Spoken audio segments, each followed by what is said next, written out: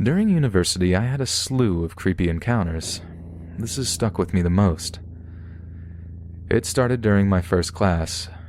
One day, a group of us were walking together along campus, and slowly members began branching off. It ended up as just myself and a guy who I was not inclined to befriend, only knew his name, but I didn't want to be rude and not keep walking along with him. He asked me where I was going, and I tell him I normally take a nap between classes and was going into my dorms. He asks if he can see my suite. Normally, this would be a no-brainer red flag, but my particular building was renowned for being fancy and others frequently asked to see inside. I say sure, not wanting to be mean and thinking this guy would take a quick look around and give the typical jealous comments and then leave. We go inside and I show him the basics, doing so in a way that we ended back up at the entrance of the suite. This whole time he's not saying much, and I'm only announcing things dryly. So, I was confident when I said a quick, "It's pretty nice. See you around." Then he was going to take his leave. I turned around and went to my room. I did not show him any rooms or say where anyone stayed.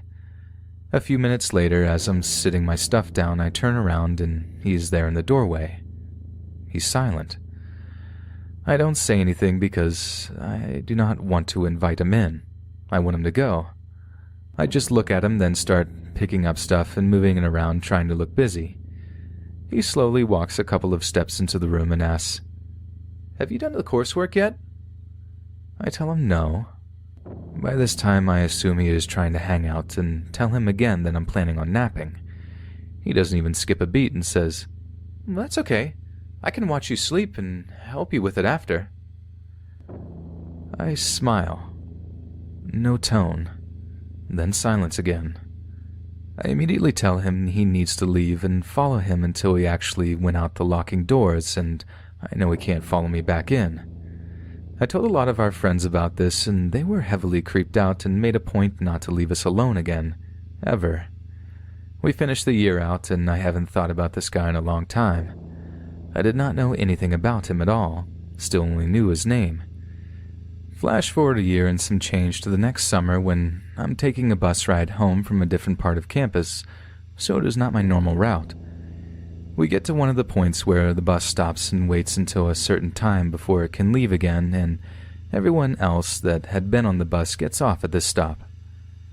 At this point, the driver starts talking to me, asking me a lot of questions.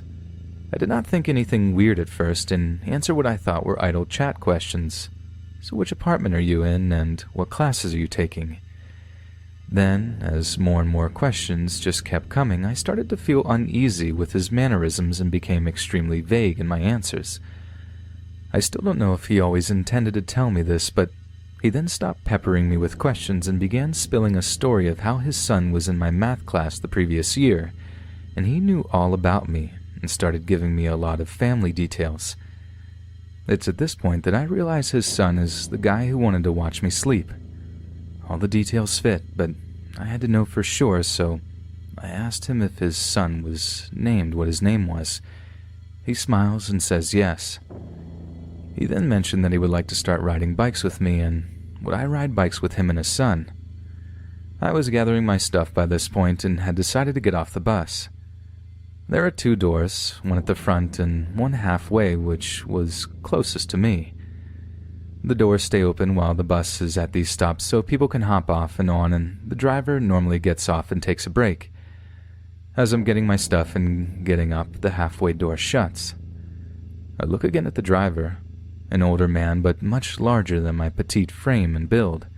He is now standing facing me, but the front door is still open. He asks again, "Will you ride bikes with us?" I want off the bus and think the only way is to pacify him. I say yes, and make my way to the front door, not knowing how to get around him. He looks pleased, but asks where I'm going. I try and tell him I've decided to walk home, but he still blocks my way and tries to talk me out of it. I'm firm in that I want to walk from here, but he will not move. I'm standing in front of him wishing to move, but my body is frozen in place. Slowly, he decides, "Give me your number, and I'll let you go." I really don't want to do this, but I also want off this bus immediately. My first thought is to give a fake, but I'm also glad I didn't, as he immediately dials the number. It was a test. Seeing my phone ring and watching me save his contact, he moves enough that I slide by and make it off the bus.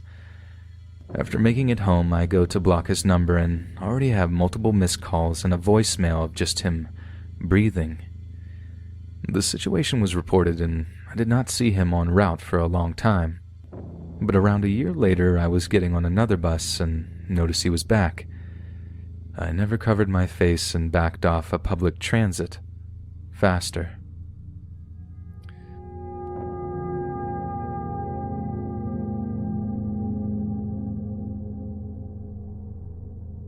This is from my sophomore year of high school. Take in mind that some of the reasons why the whole scenario lasted so long was because I was extremely shy and was having problems with extreme anxiety. This whole experience has helped me learn to speak up for myself. It was the beginning of the school year and I had a gym class as my first period. I went to class normally for a few days, but I had noticed that some girl had been staring at me off and on. I didn't think it was anything to worry about. A big mistake on my part. One day before class started, we were all hanging out in one corner of the gym listening to our teacher's story of how he tripped and fell in a huge puddle of mud. I was sitting on a pile of yoga mats staring off into space, but still paying attention. I then heard a girl's voice say, "Teacher, I have a story to tell too. I finally have found my best friend that I haven't seen in years, and she doesn't even recognize me." I was snapped out of my staring spell and looked towards the voice to find that she was pointing directly at me. I foolishly said, "Oh, no, I remember you," and read off the name that was written across her gym shirt, Ellie, because I didn't want to seem like a jerk for not remembering her. Ellie instantly brightened up that I remembered her, and then proceeded to lift herself up off the yoga mats and sit uncomfortably close to me, enough that our entire bodies were squished together. I didn't say anything because I didn't feel it was necessary to cause a huge problem out of this, because there was obviously something up with her mentally, and I didn't want to be rude about it. The class went on, and Ellie and I were not in the same group, so I didn't have any problem with her that day. The next few days, we didn't have any assigned class groups, so Ellie was trailing behind me like a dog. She was starting to get extremely protective and forceful with me. I don't get cold very easily, but she insisted that I wear her jacket and would not leave me alone until I finally wore it. She also started to say things about hurting my actual friends, which was the final straw for me. Do whatever you want to me, but as soon as you bring my friends into it, I'm going to do something about it. I was finally going to bring it up to our principal. Putting that whole thing behind, our class today had the option of either volleyball or walking around the perimeter of the room. I decided to just walk around the room and had been doing that for around 15 minutes, until I sat on the ground by the bleachers to tie my shoes. Ellie dropped down to the ground too and watched me with extreme interest. All of a sudden, she grabbed my wrist and held our forearms together. "We have the same veins. You want to know why? Because we were in the womb together. I used to hug you when you were scared in the womb," she said.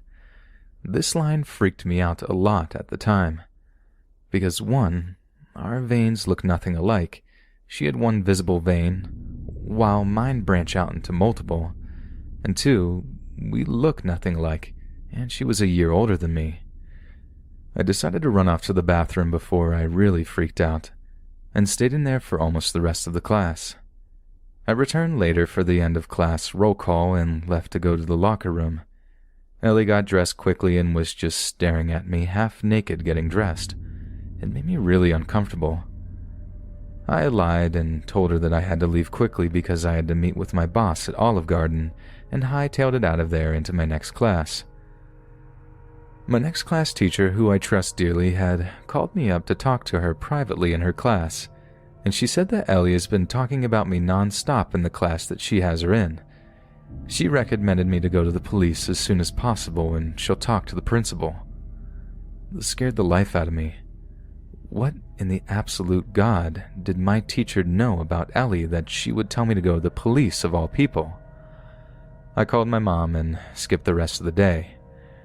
I stayed home the next day and went to the police station with my mom. They brought us into a room and I started off with just telling them the basic story of what was going on. I didn't even say her name. The guy that was talking to us said, "Ellie Smith?" I was dumbfounded. How did he know exactly who I was talking about? He went on talking about how she's in the police station a lot, but couldn't go into specifics because she was a minor. This didn't help with my anxiety. What did she do to be in the police station multiple times? The police couldn't really do anything, so the only thing I could do was switch my class. I was angry because I had made a few good friends in that gym class and I had to restart with a whole new class, but at least I was away from Ellie. The new class went fine, but over the course of the year, I would always run into Ellie in the halls. My friend even saw her turn around and look at me with one of the most terrifying faces she had ever seen in real life. She would always yell things along the lines of, "I'm going to get you," which was extremely unnerving for me. I didn't want her near me or my friends, so I began stepping up and telling the vice principal himself whenever one of these instances occurred. This kept happening over the course of my sophomore year. I was hoping that she would forget about me because I had figured out that we had never actually met before that gym class. I never hung out with anyone other than my friend Paige in the time Ellie said we were best friends, and I even checked all my yearbooks. Not one thing even mentioned Ellie Smith. The morning of the first day of junior year, I ran into her before I even started my first class. I tried not to make eye contact. Later that day, the principal called me in and told me that Ellie said I flipped her off, which I didn't. I didn't even look at her. This whole game with threats and random incoherent screeches continued on through my junior year as well, and I feel like part of the whole high school experience was taken from me because I spent a lot of the time trying to figure out how to avoid her. She graduated and thankfully was gone during my senior year. This whole experience has honestly both traumatized me and helped me grow as a person. I learned how to assert myself more than I ever had done before, but I still swear I see her out of the corner of my eye. It's caused some paranoia that still hasn't gone completely away.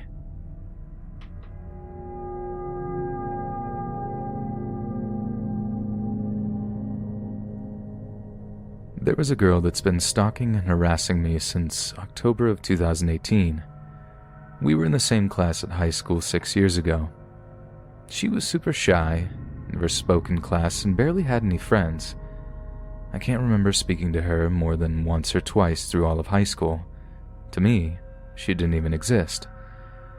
Then all of a sudden, many months ago, I woke up to a message in my Facebook inbox that read, "F white people." She is Asian. From what country I do not know. I thought this was really strange, so I replied back, "What's going on?"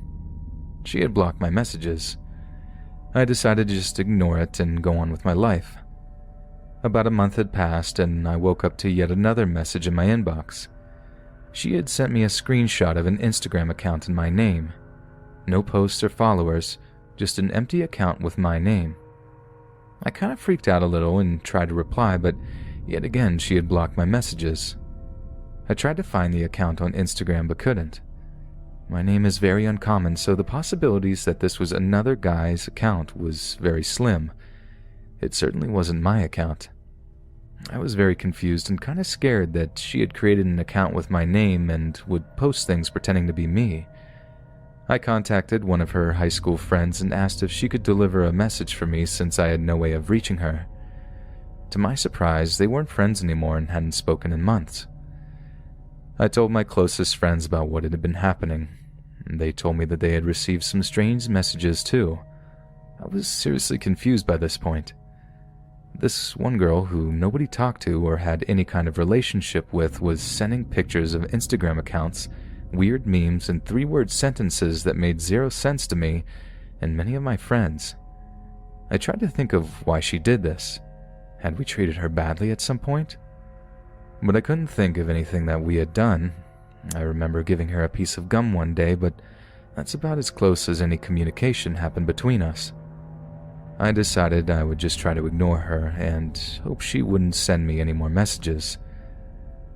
But then around Christmas time, I woke up to my Facebook exploding with notifications and messages. I think I had around a good 100+ notifications. She had been sharing all of my profile pictures and posts. I'm seriously freaking out at this point and open my messages. I've received 50 to 60 messages that all read, "End your life." I tried to message her again, but surprise, surprise, she had blocked my messages. I was becoming really angry at this point.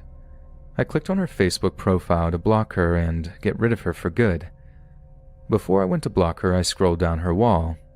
She had been sharing literally hundreds of posts and pictures of me, my friends, and some other people I had no idea who they were. I did some detective work and found her sister's Facebook profile and decided to send her a message. I took screenshots of everything she had done and sent it to her, asking why she was doing this. She freaked out when she saw what her crazy stalker sister had done. The stalker had deleted her sister on Facebook because of an argument they had had around October when this all started. So, she hadn't seen anything she had done. She promised me she would talk to her crazy stalker sister and make her stop. I received a message from her sister a few hours later that she had talked to the stalker and promised she would stop, and she apologized.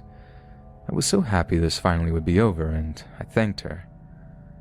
Another few months passes, and we are now in February of 2019. I hadn't received any messages since I talked to her sister, and I had honestly forgot about everything that had happened.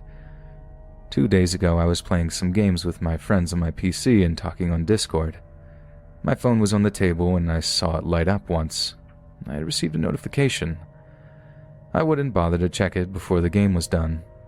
A few seconds after, I get another one and another one. I could see my phone in the corner of my eye. Notifications came swarming in.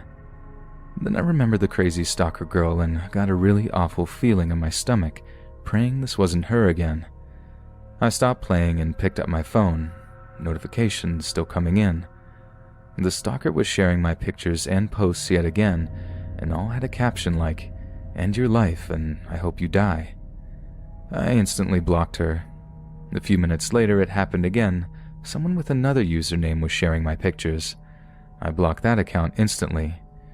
She had created almost 10 accounts and I was desperately blocking all of them as fast as I could as soon as I saw a notification. I sent her sister a message again and told her I was going to report this to the police if she wouldn't stop. She told me she would talk to her. Angry, confused, and kinda scared, I went back to the gaming session talking to my friends about it. I went to sleep a few hours later. I woke up late the next day. It was hard to sleep after thinking about all that was happening. My cousin had received some messages from my crazy stalker. She had told him that I owed her money. I kept my calm and told him about everything and said that he should just go with it. I wanted to see where this was going. She thought my cousin was my father. He is a lot older than me, and I could see why she would think that. She had a long conversation where she claimed that I had both stolen and hacked her phone and lent money from her, and that I was the reason she lost her scholarship and had to move. She said I owed her $10,000, which later became $50,000, and then again she raised the amount to $100,000 later in the conversation. All of this, of course, is some crazy lie. I'm so confused as to why she is doing this to me. I have no idea what I've done to her, and I'm going to report this to the police tomorrow. I'm really scared of what she might accuse me of next, or if she is going to show up on my door someday. All this is happening 6 years after the last time I saw her. So, update. I just came back home after talking with the police. They told me I had a strong case and could press charges if I wanted to. I decided not to do it for now. I don't want to make it harder than it has to be. I will give her one last chance to stop. They will call her today and tell her to stop or face charges. Any further contact with me or my family will cause her to see consequences.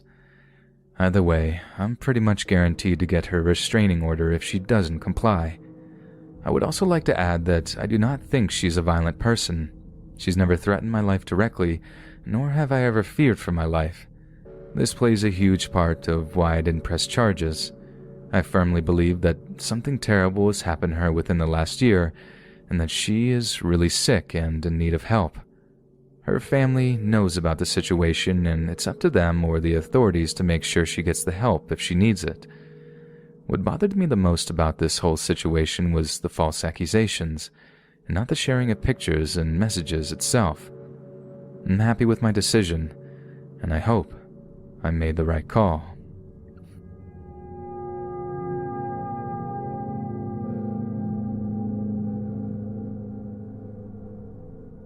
This is my mom and dad's story. It was their honeymoon. They married in August 1980 in Australia, and they were driving along the Bruce Highway into a city called Rockhampton, Queensland. It was late at night, around 8 p.m.-ish, and they had been driving most of the day. There was a very long stretch of road before you come into the city that is just bush, kilometers of it. At night, the bush can be very scary. They had not passed cars for some time, probably an hour or two. Out of nowhere, headlights appeared a long way behind them in their rearview mirror. That's fine, whatever. They keep driving as normal. Then the headlights start getting closer and closer. Dad is driving and says something like, "What a bloody turkey. Look how fast he's driving." The car comes right up to them, with their high beams on, and follows them for about 5 minutes like that. Mom and Dad have a conversation about why can't the person just overtake them. Then the car completely backs off, like slows right down almost to a complete stop, hangs back about 1 to 2 kilometers away for a good 10 to 15 minutes. Mom and Dad both think that was super weird and creepy, but whatever, they just keep driving. Then the car speeds up again, tailgating, high beams, and sort of swerving into the other lane as if to overtake them. This goes on for another 5-ish minutes. Mom and Dad are both really scared now. Remember, this is the days before mobiles and cell phones, and besides, there would have been no reception in that area to call for help, even if they had them. It's not over yet. The car backs off again, but not as far as before. The car hangs back there for about a minute before hitting the gas and absolutely flying past Mom and Dad and finally overtaking them. There appeared to be one person in the car, but they couldn't really see what they looked like. There was also no number plate on the car to identify it, and I know Dad had told me heaps of times before. I actually can't remember what sort of car it was now. I feel like it was a sort of sedan thing, definitely white, and the car disappears up the road as if it were never there. Mom and Dad are shaken to their core, but pleased it was seemingly over. Not done yet. The road now becomes a bit more windy. Previously it was almost straight. Mom and Dad come round a corner and the car is parked in the middle of the road, facing them, high beams on, both driver and passenger doors wide open, and the man, they could now see it was a man, standing in front of the car with his arms spread wide, spread as if to make them stop the car. Mom was screaming at Dad, "Just hit him, don't stop, just hit him." And my dad, being the bloody hero that he is, did not stop and drove around the man's car on the right-hand side of it, which be the passenger's side as it was parked facing them. The man tried to get in front of Dad, I assumed to stop him from driving off, as he made this maneuver but couldn't quite get there in time. He was very close to the car and Dad nearly hit him. Dad absolutely floored it. He said he was doing around 130 to 140 kilometers per hour to get away from the man.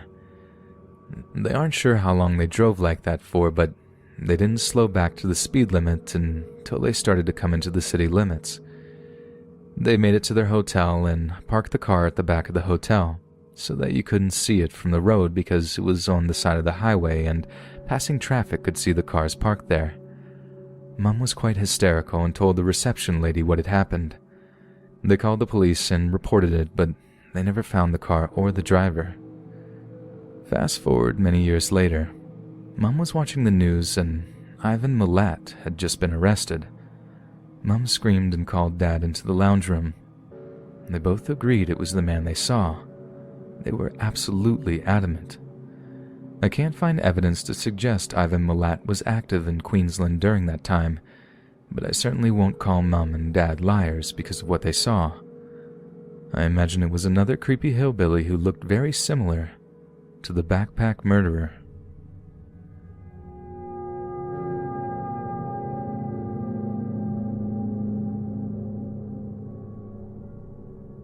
A few years ago, I was watching a movie at my mom's place, who at the time she was staying on site at an animal rescue. The rescue was a house on a couple of acres that had been converted into a rescue. The house itself more or less functioned as a normal home, with the exception of a few rooms that had been converted into kitten nurseries or to keep hutches in. But the backyard crisscrossed with pens for the rescue animals. There were surrounding properties, but it was kilometers away from the nearest station and very difficult to reach without a car. It was about 9 p.m., post-dinner, and all manner of creatures were sleeping soundly in their beds, most notably 2 dingo heeler crossbreeds. These 2 dogs belonged to the owner and had the run of the property, sleeping on kennels on the veranda. They were little darlings once you got to know them, but quite intimidating when you first met, growls and all.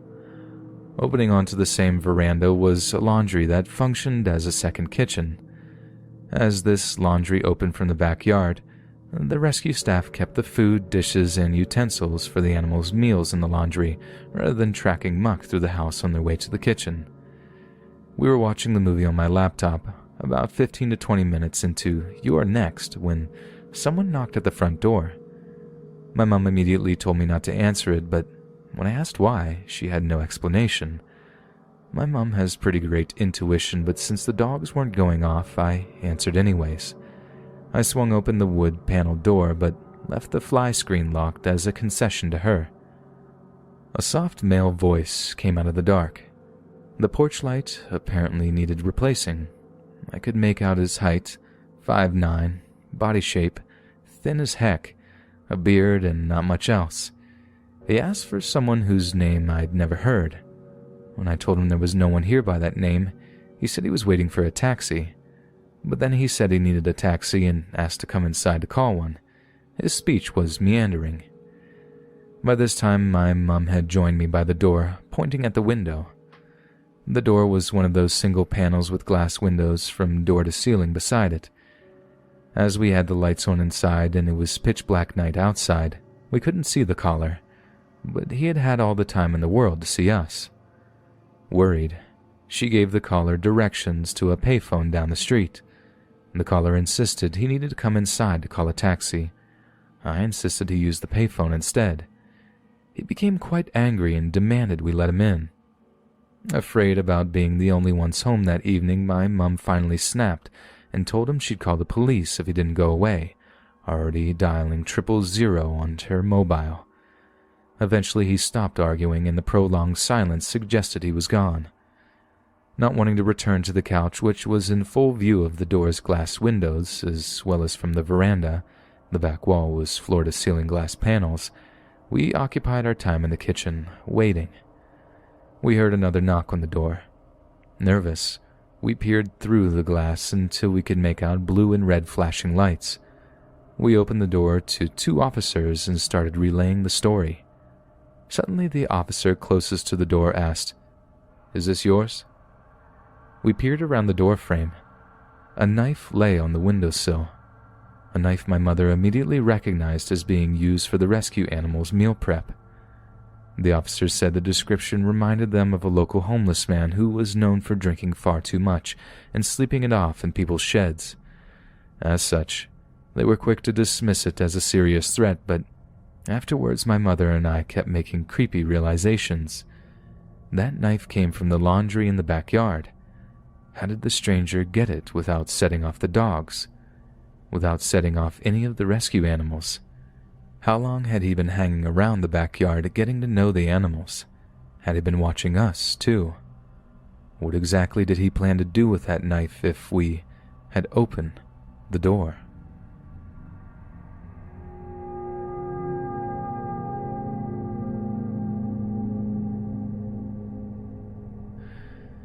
I've encountered a person that I'll call Window Man that has really messed me up. This happened in the summer of 2018, so about 8 months ago. Some background story to help better understand the situation I was in and the layout of the apartment. My mom and I moved into this one-room apartment with one of my mom's colleagues, all females, for a short period of time, about 3 months, to be able to save up some money for another apartment that we currently live in. So the apartment had a small bathroom and shower, a kitchen merged with the living room, a small room separated by a sliding door, and a windowed balcony. We lived on the first floor, and even I, being the short 5'4" girl, managed to climb up into the window when I forgot my keys at home. Since the colleague needed some privacy, she chose to live in the small room. My mom would sleep on the couch in the living room, and I'd sleep on the balcony on a mattress. Now, when I would lay on my mattress, from my point of view, I'd see the living room and the couch on my right and the windows on my left, though there were some behind me that I wasn't really able to see. Now, the actual story, we moved in, and everything was going great the first month or so.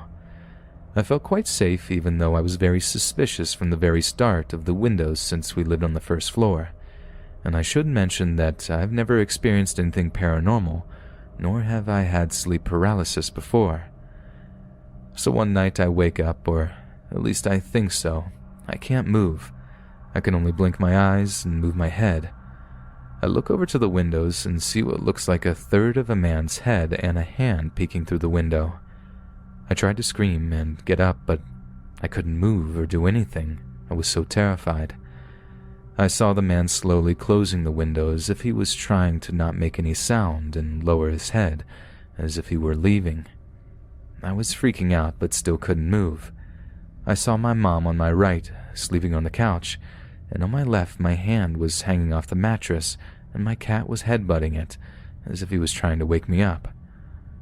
I tried to scream again a few times, but it doesn't work. I'm hysterical at this point, and I feel tears welling up in my eyes. Suddenly I wake up. I shoot up from my bed, my cat still next to the mattress and my mom still on the couch, sleeping in the same position I've seen her in. I look out the window, panicking, and it's locked from the inside, just like I left it before going to sleep. I unlocked it and opened it, making sure that there's nobody outside. I close and lock the window and lay back down, sobbing. I just cried myself to sleep that night. A few days later, I've decided to tell my mom about the dream. I didn't want to at first because I thought that she wouldn't pay much attention to it. But since it had me so on edge, I told her, and just as I expected, she told me that I'd been listening to too many horror stories and didn't take me too seriously. After maybe a week, I forgot about the dream and moved on. And then one evening, everything was going fine. I was preparing myself for the next day since I had to do a big presentation in front of the whole class, and I wanted to look my best. It was about midnight. I took a shower, brushed my teeth, and went to sleep as usual. My mom was still up on her phone, but about to go to sleep. I doze off peacefully. But suddenly, I wake up for no reason and have the massive urge to look behind me at the windows. To my horror, I saw a tall man in my window, about halfway in, with one leg almost on the floor. I panicked and thought that I was dreaming again, but quickly realized that I can move, so no, I wasn't dreaming. Still being in a state of fear and confusion, I whispered, "Oh my God." And to my complete horror, the man looked up, all dark but eyes shining in the moonlight, put on the creepiest ear-to-ear grin, put a finger to his lips and said, "Shh," in the most menacing way ever. I had no idea what to do, so I said louder, "Oh my God." And then I jumped and screamed, and started screaming like a banshee. The guy got startled and almost fell back, so I took the opportunity and closed and locked the window, just as he was about to try to get back in. My screaming woke my mom up, and she ran up asking what had happened. I started nervously explaining all that had happened, and then we saw the dude climb up to our window again, but the one right next to me, trying to open it. As I saw that, I screamed even louder, and as he was opening it, I pushed him and he fell down, calling me every name under the sun. He then tried to make up some terrible excuse, but in my panic state, I started yelling at him at the top of my lungs to get out. I kept on yelling for about 5 minutes like a total crazy person until the guy finally said something along the lines of, "Fine then," almost as if I was obliged to let him in, and started walking away. I slammed all the windows shut and locked them, sat down on my mattress, and proceeded to sob loudly as my mom was next to me, trying to calm me down. We thought that was it, but a few minutes later I saw him again, climbing up our balcony, and I started screaming again, opened one of the windows and yelled so loud that I almost lost my voice. I closed and locked the windows, and my mom and I went to the guard to tell him what had happened. I described the man to him as best as I could, but since it was dark, I couldn't say much about his appearance. He told us to just go home and stay calm, that he'll handle the situation. When we were going back, we saw about 8 neighbors of ours standing outside wondering what had happened. They all gave us sympathetic looks as we went back home.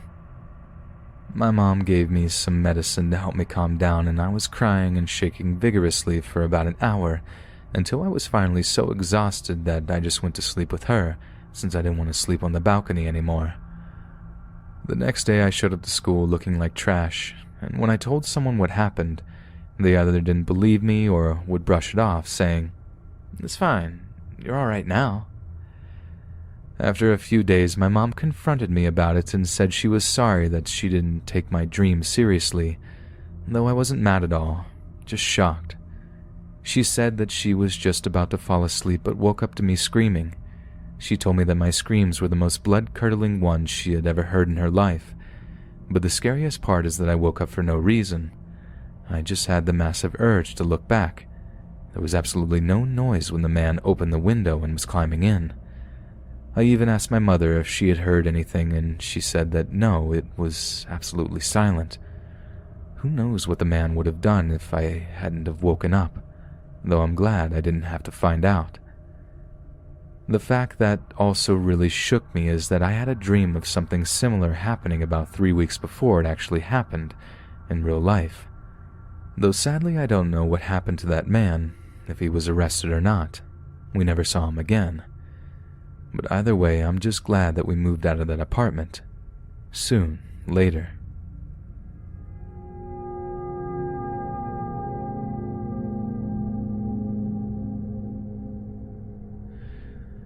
So one day about 6 years ago on a YouTube comment section, which I am convinced comprises the bowels of the internet, there was some guy posting full of bravado and self-praise about everything under the sun, while putting other people down in a fashion that I found unacceptable, even though he did have excellent grammatical and linguistic skills.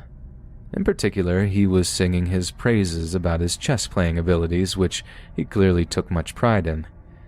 Being the snarky booger that I am, I called him out on it, since he was definitely over the top and it sounded like a load of garbage.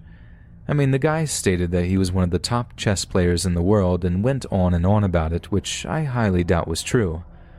Really, it was nothing more than the typical playful banner of noise and nastiness that is YouTube comment sections. This guy, however, had narcissistic personality disorder. During the few comments we exchanged, he admitted as much, but thought it was one of his biggest strengths rather than weaknesses, and saw no reason to get help for it. From my understanding of NPDs, this is not uncommon. Anyways, having angered this guy, he made it his mission for about 4 weeks to research me extensively. By extensively, I mean that he probably made me his full-time job. I try to keep my social media accounts quite separate by using different usernames and posting few details about myself, but within the first week, this guy managed to locate most of my accounts and spent hours and hours posting insulting, nasty comments in response to my YouTube videos, my tweets, my comments, my Facebook comments, etc. He doxed me, finding my PhD math thesis, posting it online repeatedly, and criticizing my methodology, which was ridiculous. My PhD thesis was nominated for awards and laid out the foundation of a new area of combinatorics. I mean, this means that the dude read my PhD thesis, several hundred pages, just to criticize me. Given that it's in math, that alone is incredibly creepy. He responded to every YouTube video I had posted, taunting me with nasty comments, and replied to hundreds of my posts, even 5+ years old, attacking me on every detail of anything I said. We were talking small typos to some unintentional grammatical errors and a few bursts of outrage. I'm a gay man on many LGBT rights websites.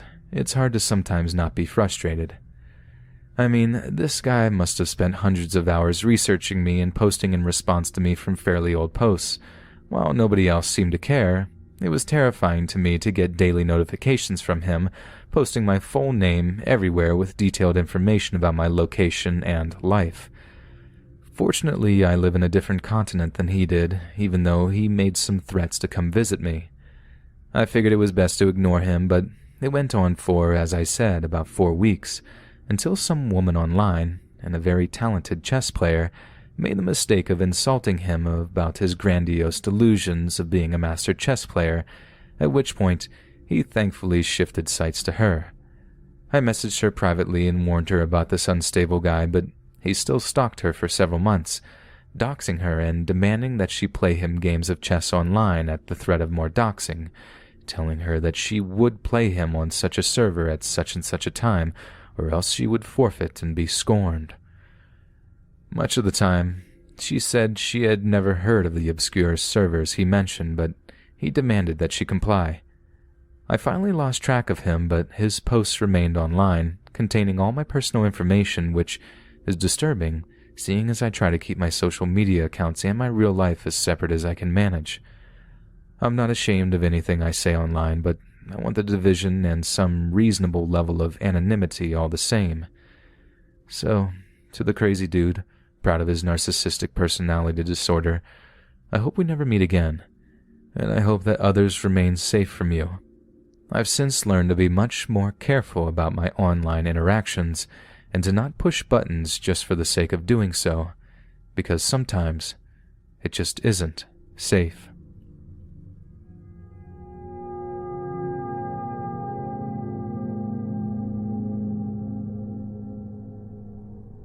This happened in 2006 in Provo, Utah.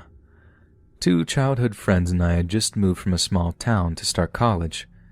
There are 2 colleges in the area, one in Brigham Young University, predominantly Mormon population, and the other was a small state college at the time. It's now a university. Of course, us non-Mormon boys end up finding an amazing old house for rent right in the epicenter of Zubyville, a term used by non-BYU kids referring to students at BYU. It's loosely based on the premise that at one time the students weren't allowed to leave the campus, therefore they were trapped there like zoo animals. Knowing that we are technically in the territory for approval housing for BYU standards, we figured we were in a pretty alright area. Bizarre area, but nothing crazy. We literally were the only party house I knew of within a few square miles. One day during our first weekend at the house, we hear someone speak loudly in front of our house, so naturally we investigate. We find a man, I'd say in his early 40s, doing pull-ups from a limb of our tree. He sees us looking out the open door and yells for us to come introduce ourselves since we were his new neighbors. This guy was ripped. Not just for a 40-something-year-old. I'm saying you can see every fiber of his muscles. As we approach, I reach out my hand and introduce myself. He quickly smacks my hand away and firmly says, "Never touch a black man's hand." I gave a short-lived giggle as I realized he was dead serious. To clarify, he was African American. He then introduces himself as Sherrod, the gatekeeper of heaven, but his real name is Alan. "I've been sent there by God himself to keep anyone but the almighty white man out of heaven." He tells us he is in Jesus' original body, but he has adapted it to be fit for defending heaven, that his arms are his rifle stocks. When I ask him where he lives, sure enough, he points to the very next house. Great. I never felt threatened by the guy, but also always kept my wits about me when he was around. I didn't know the volatility of his mental state. Weeks go by with small interactions. Him doing push-ups in our grass, pull-ups from our tree while sharing ridiculous stories about his past. He explained to us that you must put your heart against Mother Earth to live a long, healthy life, and that if he doesn't do it, bad things will happen. This leads to when things starts going from comical to creepy. We had noticed that we hadn't seen him in our yard for a few days, so when we saw him walking out of his house, my buddy yelled at him, "I haven't seen you working out. You better get on it, or bad things will start to happen." Sherrod visibly starts limping over, explains that he was riding his bike back from shooting pool. Jesus also taught him how to play pool and helped him fight off a motorcycle gang while he was there. And some woman, the Antichrist, had seen him coming and stuck her foot into his spokes and sent him flying, and he landed on his heart, so he needs to give it time to heal. The way he told the story was hilarious. He didn't mean it to be, but it took everything we had not to bust up laughing. Well, as bad random fortune would have it, Steve Irwin, the crocodile hunter, died of a freak accident the following day. My buddy and I were getting home from work right at the same time the following day when Sherrod comes running over. "You knew!" Pointing right at my friend. "You knew that I wasn't putting my heart to the ground and something bad was going to happen." We didn't know about Irwin's death, so we're both thinking, oh, what happened? What has he done? "Mother Earth couldn't feel my heartbeat, so she had to take a person of nature to remind me that I could never stop. She took that crocodile hunter. The crocodile hunter." This is when he decided we were more than just neighbors. We were prophets. He named my friend Peepsight because he can see the future. He named me Honcho. He said I was very special and am the equivalent of God on earth, and that everyone, including him and Peepsight, must worship me. Okay, weird. But this guy clearly is mentally unstable. I have an aunt with paranoid schizophrenia, so I'm thinking with super qualified medical knowledge that he suffers from the same thing. This is exactly something she would say. But instead of me being God, it would be Axl Rose. As weird as things are getting with the guy, we have no reason to fear him. He is always very energetic and happy to see us. I mean, he would never do anything bad to a god or prophet, right? But he did get weirder by the day. The day after Sherrod gave us our new titles, I hear Peepsight yell for me in a nervous tone to come to the back door. There they stood. Sherrod is opening a bottle of olive oil and telling my buddy to take his shirt off. He's telling us he needs to anoint us. "I gotta bless those wings," he said. At this point, I'm thinking this whole thing has run its course and is now just plain annoying. We both tell him no and absolutely not taking our shirts off so you can rub oil on us.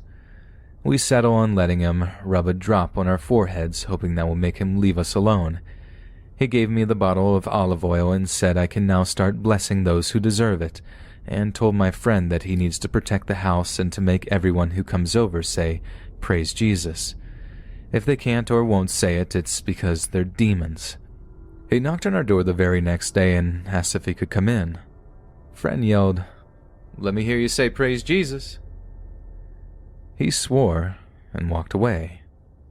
Guess that wasn't weird at all. Weeks go by with the average interactions. We've all been pretty disengaging with him as, like I said, the hilarity of the situation is worn off. One afternoon while loading my suitcase into my car when he pops up out of nowhere. "Where are you going?"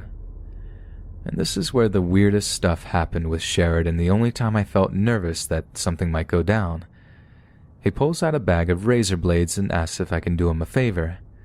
He tells me that Jesus ordered him to save all his razors he uses to shave his head, and that one day someone important will come along that can take them and dump them into the ocean for him. Yeah, not gonna happen.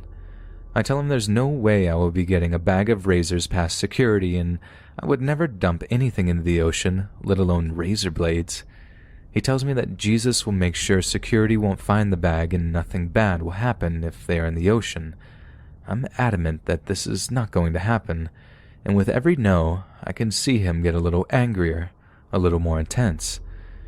This was the anger from desperation, and you know the saying, desperate times call for desperate measures. So, this put me on high alert. I mean, he literally has hundreds of razor blades in his hand. God knows what kind of disease you could get if one of those cut you. He truly believed this is how the story was supposed to go. After what seemed like an hour-long discussion/argument, it was probably 10 minutes in reality, he was defeated. He stormed off, muttering beneath his breath that I couldn't make out, turned and screamed obscenities at me multiple times, but that was the end of the conversation.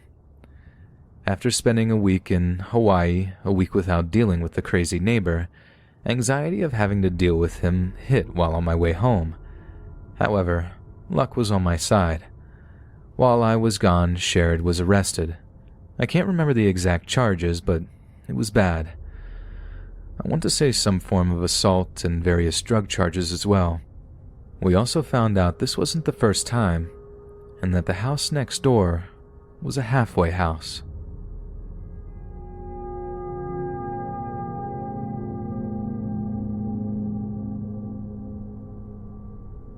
So this happened about 6 months ago.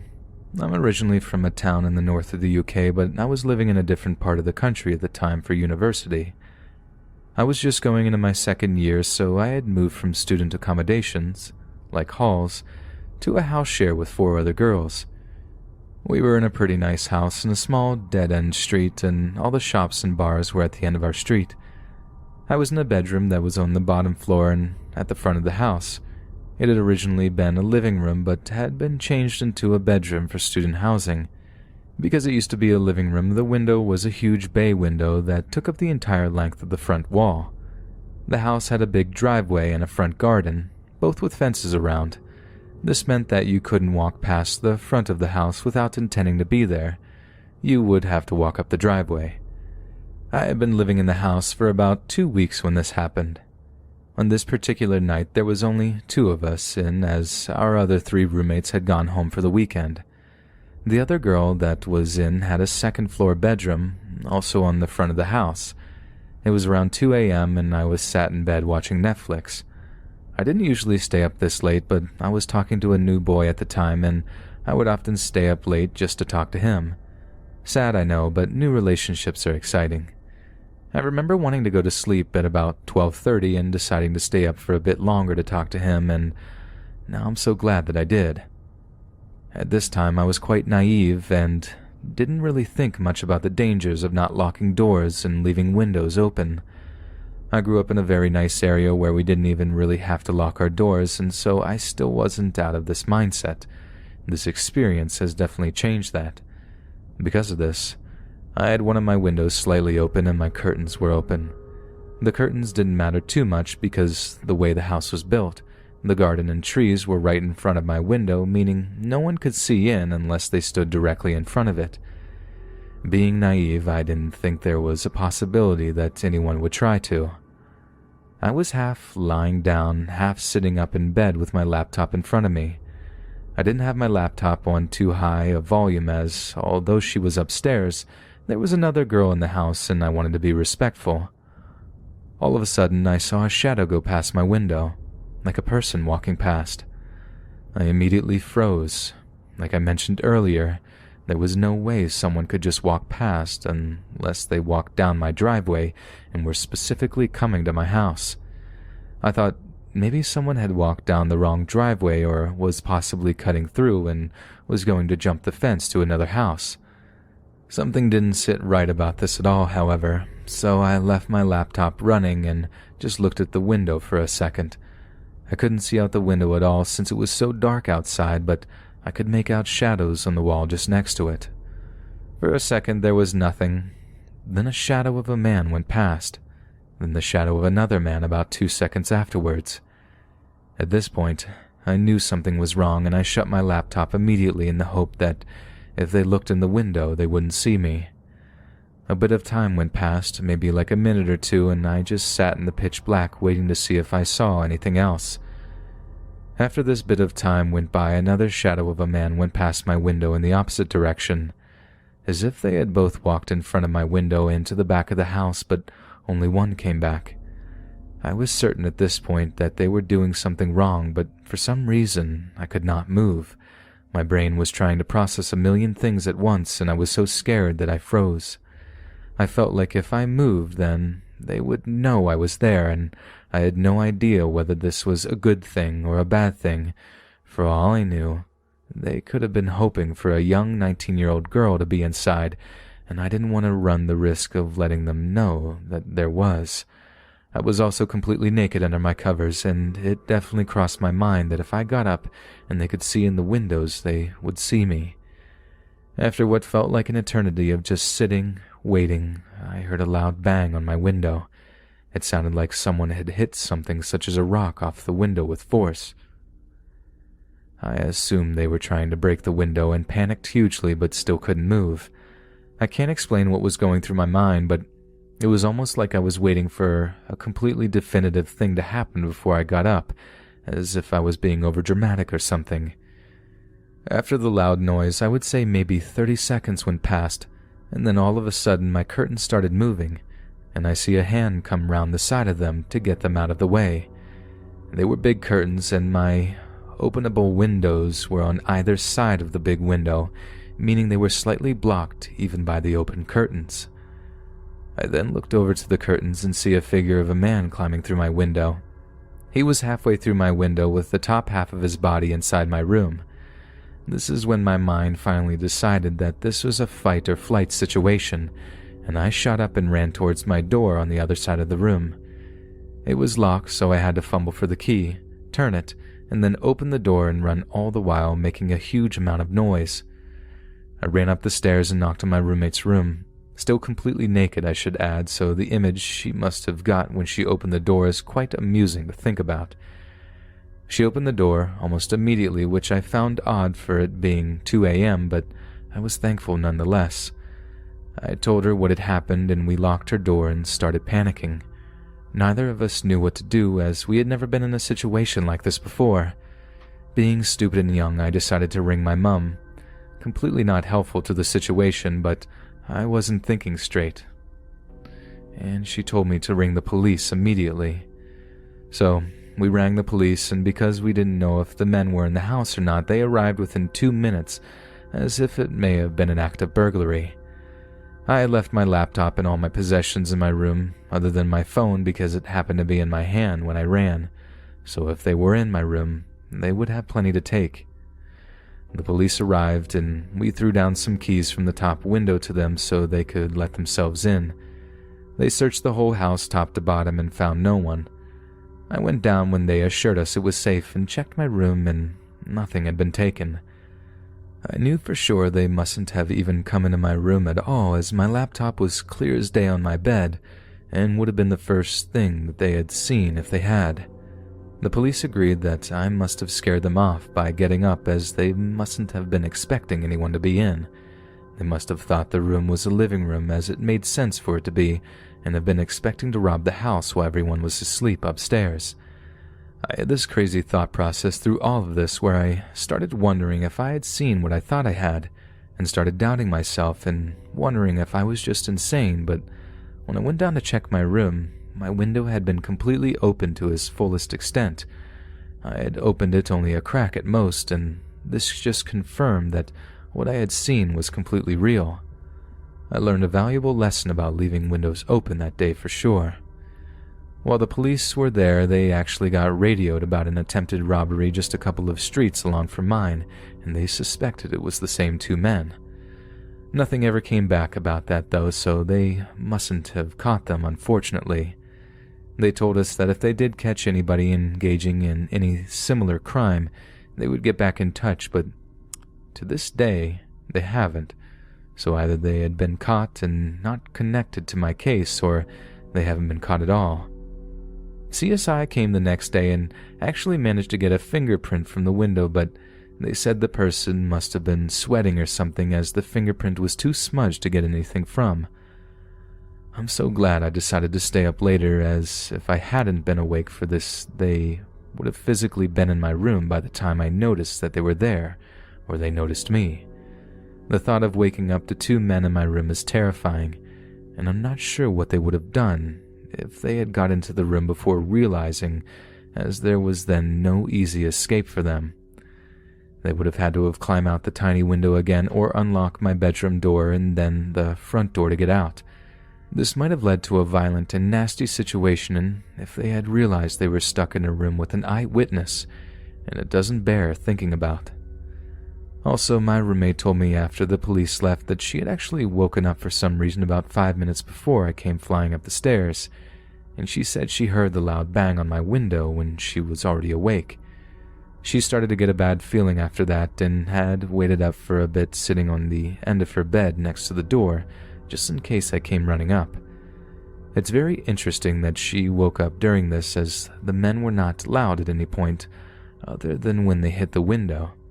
Maybe that says a lot about the body's ability to detect danger. I, unfortunately, ended up not being able to sleep in that room after that without having all the lights on, and soon after decided to move back home for university because I felt so uneasy living down there.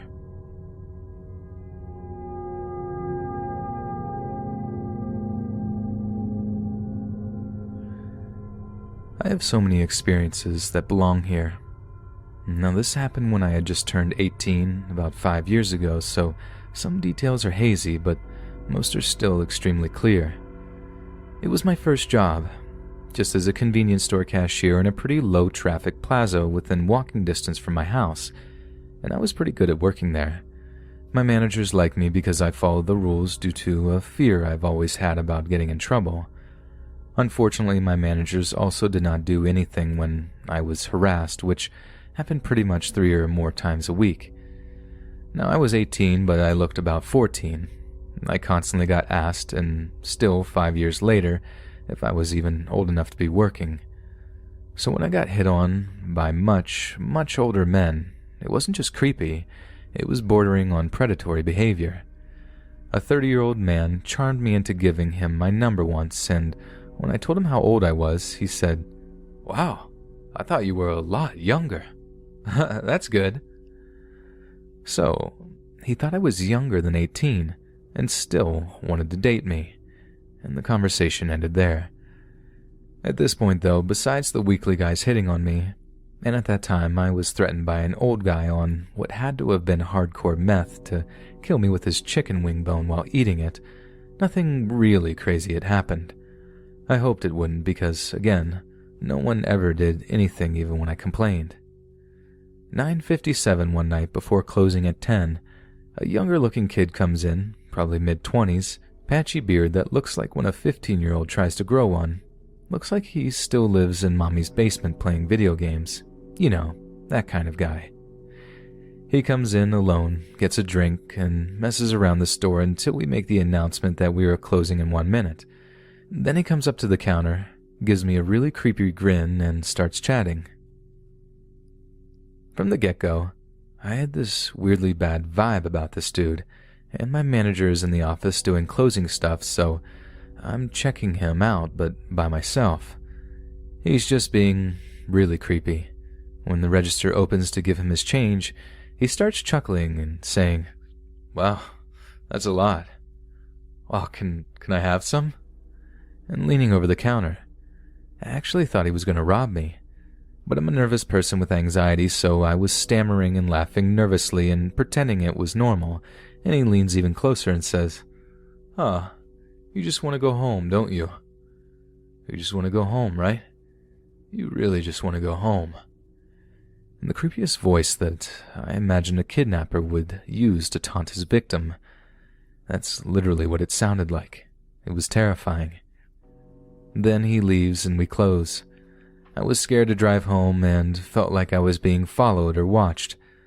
I don't see him for a few days, and then he comes in again pretty close to closing time with his girlfriend, who later I realize always had this weird look on her face, like maybe deep inside she didn't want to be there or around him, but was still affectionate to him and all that. So I said, "Oh, thank God, maybe he won't be creepy to me." And sure, that time it was a little bit better. He was still incredibly weird, but she was nice and it was easier to talk. Then there was a third time about a week or so later. He came in with the girlfriend again, but she walked out as he came to pay.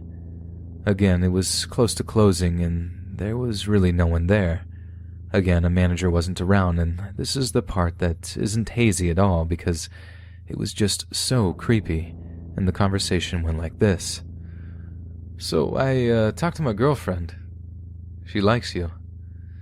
If you wanted to, get together with us, she'd be down. After staring at him for about 15 seconds straight. What? Him, smiling creepily. Yeah, would you be down? I literally can't believe this is happening at this point. I'm like nervously laughing and shaking my head and saying, no thank you. Thanks, no. And then he gets all close and looks me dead in the eye with this smile and lowers his voice and says, you could be my girl, just like her. How does that sound? You could be so happy with us, with me. You could quit this job. You won't have to work at all. I pay the rent, for her clothes, everything. Anything she wants, I get. Anything you want, I'd get you too. What about that, It'll be so good. And as he's saying this, he keeps leaning further over the counter, and I just said, no. Then he grabbed his stuff, because during all of this I had been awkwardly checking out his stuff, and winks at me and says, if you ever change your mind, and walks out. And then next time I see him come in as I'm checking out another guy, and I mutter something along the lines of, oh God, this guy again. Turns out I was checking out his brother, and apparently they were also with their mother, who proceeds to tell this creep I said that about him, and creep comes up and all, of course, creepily says, do you not like me? I heard you didn't want to talk to me. Hurt my feelings. Why are you saying that stuff about me? And I was just nervously brushing it off and didn't know what to do. And then he left, and I never saw him or his girlfriend again. My manager didn't do anything. Just laughed about it and said, what? What the heck? And went about her business. Only one newer supervisor said that was unacceptable, and she would tell him to leave if he ever came in again. But thankfully, he didn't.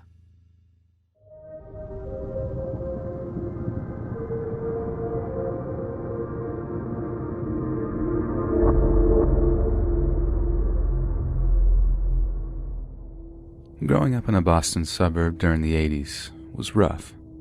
I came up in a neighborhood that was rife with shady activity.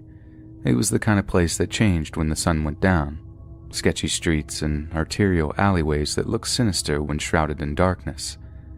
My dad was an introverted workaholic, and the subsequent loneliness driving my mom to the bottle. I was rebellious, angry, and without income. It was the perfect storm. Naturally, I fell into petty crime. School was a joke, a glorified daycare for hopeless kids with no future in anything but prison or the morgue. We were extremely disrespectful to the faculty. On more than one occasion, a member of the teaching staff was assaulted by a student, but there was one teacher who seemed to be an exception. He was someone who the kids never talked back to, someone who had that natural air of authority about him. His name was Mr. Metzger. A few teachers at our school were a mess.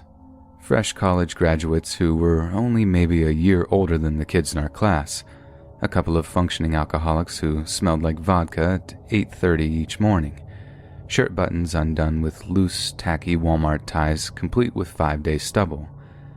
But not Mr. Metzger. He was always clean-shaven, his thinning gray hair combed over a bald patch on the crown of his head. He commanded respect. One Friday evening, my buddies and I were smoking cigarettes, cruising in a battered old Ford when the subject of Mr. Metzger came up. You know he's a war veteran, right? Dude was a Marine or some crap, got a Silver Star for killing like 10 enemy soldiers in an ambush or something, one said. I call BS, the other retorted. Not everyone who served was some stone-cold killer. My uncle was in the Army motor pool, said he never fired a shot. Nah, man. Metzger's hardcore. I heard he broke a kid's jaw breaking up a fight a few years back. That kid's jaw was already broken, and if Mr. Metzger was in the Marines, he certainly never talked about it. Later that night, we pulled up to a small stucco house on the outskirts of Jamaica Plain. It was pretty unassuming, not the usual middle-class housing we targeted for burglaries, but my buddy in the back seat insisted. "You sure this is the right place?" "Dude, for the last time, yes. The guy buys and sells auto parts. There's always a buttload of cash stashed inside, I'm telling you. This will be a huge score for us." We parked around the block, scanning the area before we approached the house. Pulling out bandanas and balaclavas, we used them to obscure our faces from any potential witnesses. It was quiet out, almost pitch black if it wasn't for the dim fluorescent glow of orange street lamps. Breaking into the garage was easy.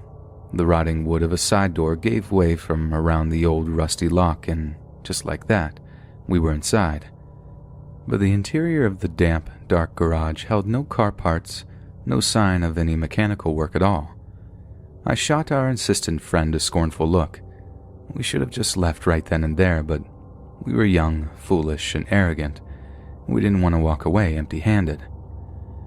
At the door to the main house, we listened for any sign of activity inside, and it was silent.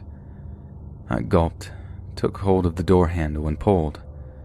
A short corridor led to a side room which was evidently serving as a kind of office space, with books and paperwork piled on an old desk. I crept inside while my buddies searched the rest of the ground floor for valuables. It was searching the office that I began to notice a few things about the person who lived here. Despite being time-worn and dilapidated, the room was incredibly orderly and neat. The contents of shelves were immaculately arranged, with one wall displaying a ragged-looking flag, red and blue with a yellow star in the center. I had no idea what country it was from, but I did get a feeling I'd seen it before somewhere. A section of wall was decorated with framed newspaper clippings. They were almost impossible to read in the darkness, but a shaft of pale moonlight creeping in through a grimy window drew my eye to one word in particular: Vietnam. Our late-night burglaries were always heart-pounding affairs, but an unfamiliar terror began to claw at my guts as I quietly slid open one of the desk drawers. There, sat next to the dull metal of a Colt 45, was some kind of necklace. Bumpy, wrinkled shapes, haphazardly strung together with a piece of cord. I squinted in the darkness, reaching inside to run a fingertip along one of the furrowed clumps. They felt textured, desiccated. I had a solid lump of fear in my throat, the hairs on the back of my neck standing on end by the time I realized what they were. They were human ears. I started to back out of the room, feeling the raw, palm-sweating terror coursing through me as my mind began to race. We need to get out of here. We need to get out of here right now. I could hear the creak of old floorboards growing closer to me by the time I saw something rush past the window. I stopped, peering into the street outside in time to see another shape, hurtling past the grubby pane of glass at full sprint. It was my buddies. I was alone with whoever was creeping up on me in the corridor behind. I turned in time to see him, standing in the threshold blocking my escape. I'll never forget the sound of the rhythmic inhale and exhale of air through his nostrils. The breaths sounded ragged, almost shaky, relaying the absolute fury and contempt that the figure felt for me. He stepped forward, his face momentarily bathed in the dim moonlight, features that were twisted by wrath, pale blue eyes that seethed with a predatory glare. It was Mr. Metzger. He lunged. I was fast, but he was faster, stronger, and possibly so. We struggled, grunting and growling as his rough, callous hands tried to wrap themselves around my neck. It was a practiced maneuver. It seemed instinctual to him. To my absolute horror, the black bandana that disguised me began to loosen, slipping down a little as we fought. If he sees my face, I'm dead. Blind panic set in. I threw myself forward, my forehead smashing into one of his eye sockets. His grip loosened. I thrashed and kicked as he cried out in pain, freeing myself just enough to be able to pull myself away from him and make a dash for the garage. I burst out of the house, tearing down the street as fast as my legs could carry me. Any second now, Any second now he's going to aim that Colt 45 and blow my head off. I couldn't bring myself to look back. I didn't want to see him fire the shot that would end me. Dude was a Marine, killed 10 people. I'm going to be the 11th. Oh God, help me, I'm going to be the 11th. But the shot never came. Somehow I managed to reach the end of the street, ducking into one of the garbage-strewn alleys that meandered through the neighborhood like rat runs. I almost punched my cowardly friends when I finally caught up with them. They left me alone with that maniac, left me alone to die. Are you kidding me? You saw what was inside that house. We got out at the moment we saw what was in there, one said, attempting to defend himself. You could have warned me, man. You just up and left me there alone. That thing in the TV room, it was made of hair, human hair. My other buddy finally spoke up. His cigarette burned until the hanging ash seemed to defy gravity. Shut up, that was not human hair. We don't know what it was. Then tell him about the other thing, dude. Go ahead, tell him. My other buddy sounded almost distraught at this point. I don't want to talk about that. It almost sounded childlike, his cynicism and bravado stripped away. They never did talk about what they saw. The botched burglary was never mentioned again. I dropped out of high school shortly after, following my buddies deeper into a life of criminality until an arrest for grand theft got me 6 months in prison. After my release, I turned my life around. I got a job, earned my GED, and attended a local community college to study home improvement. I led a quiet life now. I'm a father and a husband. I eat my wife's cooking, I watch the Red Sox, I go to bed at 11. I'm a different person now. But just last week in the Home Depot over near Southie, I thought I recognized an elderly man shuffling among the aisles. I followed curiously for a minute or two, keeping my distance until the man turned and locked eyes with me. I know you," he said, unsmiling. "You're one of my old high school students." Yeah, JB High, class 86. You taught history, right?" I felt that old familiar dread permeating my guts. "That's right," he said, his cold blue eyes studying me intently. "You look like you landed on your feet.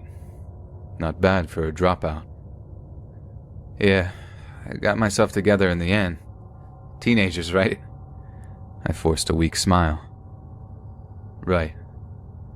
A solemn look on his face as his tone dropped a little. "Everyone deserves a second chance, even if they did bad things in their youth." There was a weight behind his words.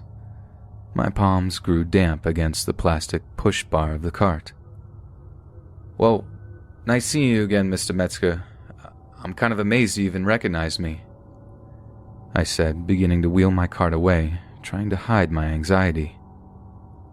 "Oh," he replied, an almost wolfish grin on his withered old face as I saw the same predatory glare in his eyes that I did 30 years ago. "I never forget a face."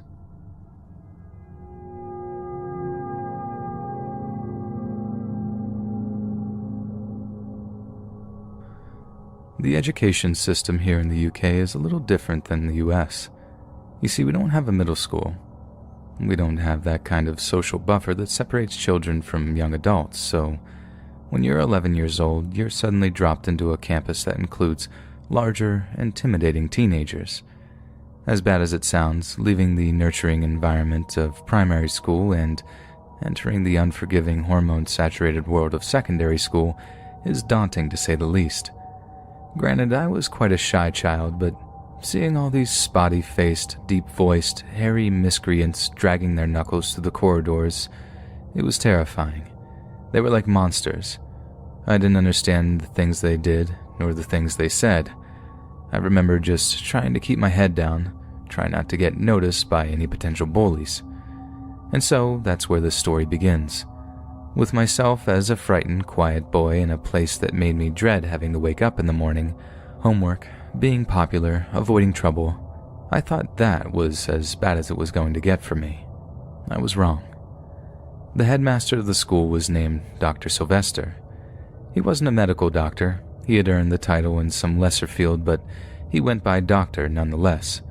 He struck me as a cold man.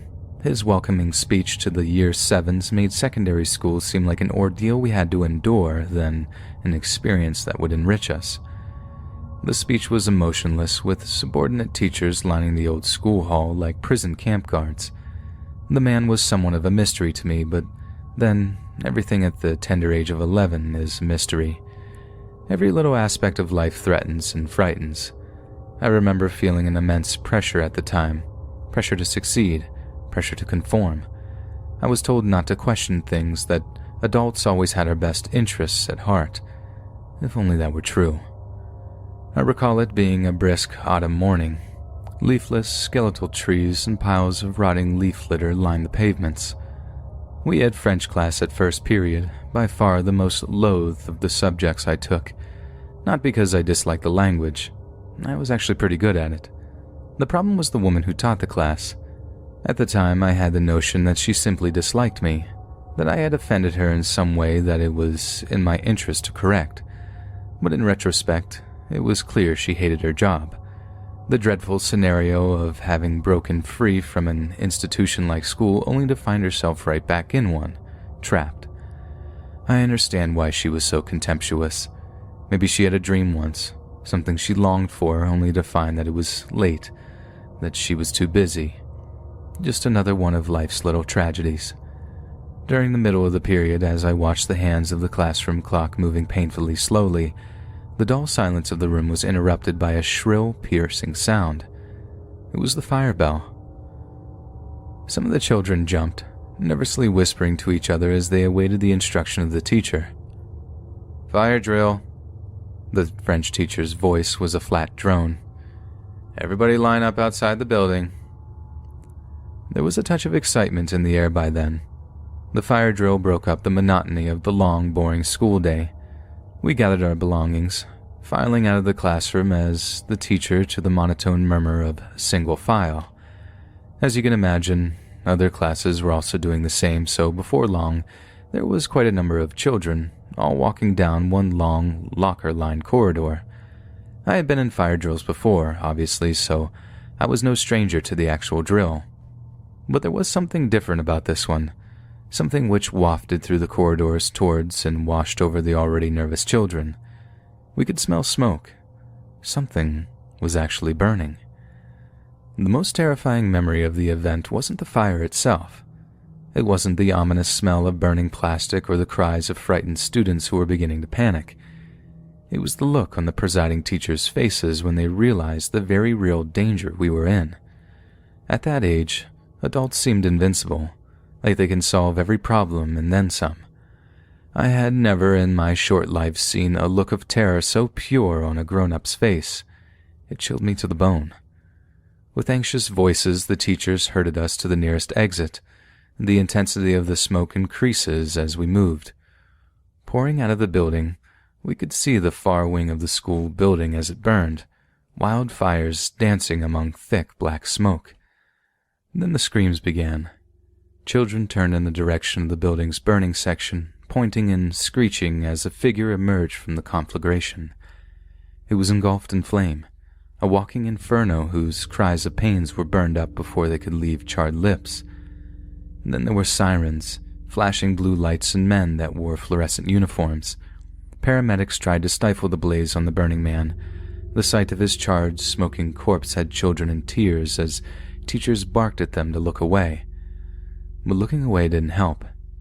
Even when I closed my eyes and put my fingers in my ears, I could still smell it. I could still smell the burning flesh. The school actually closed down for a week while the damage could be assessed. Local authorities offered to pay for trauma counseling for the entire teaching staff and student body. Our class, along with our respective parents, attended a group session at a nearby community center. I didn't understand any of it.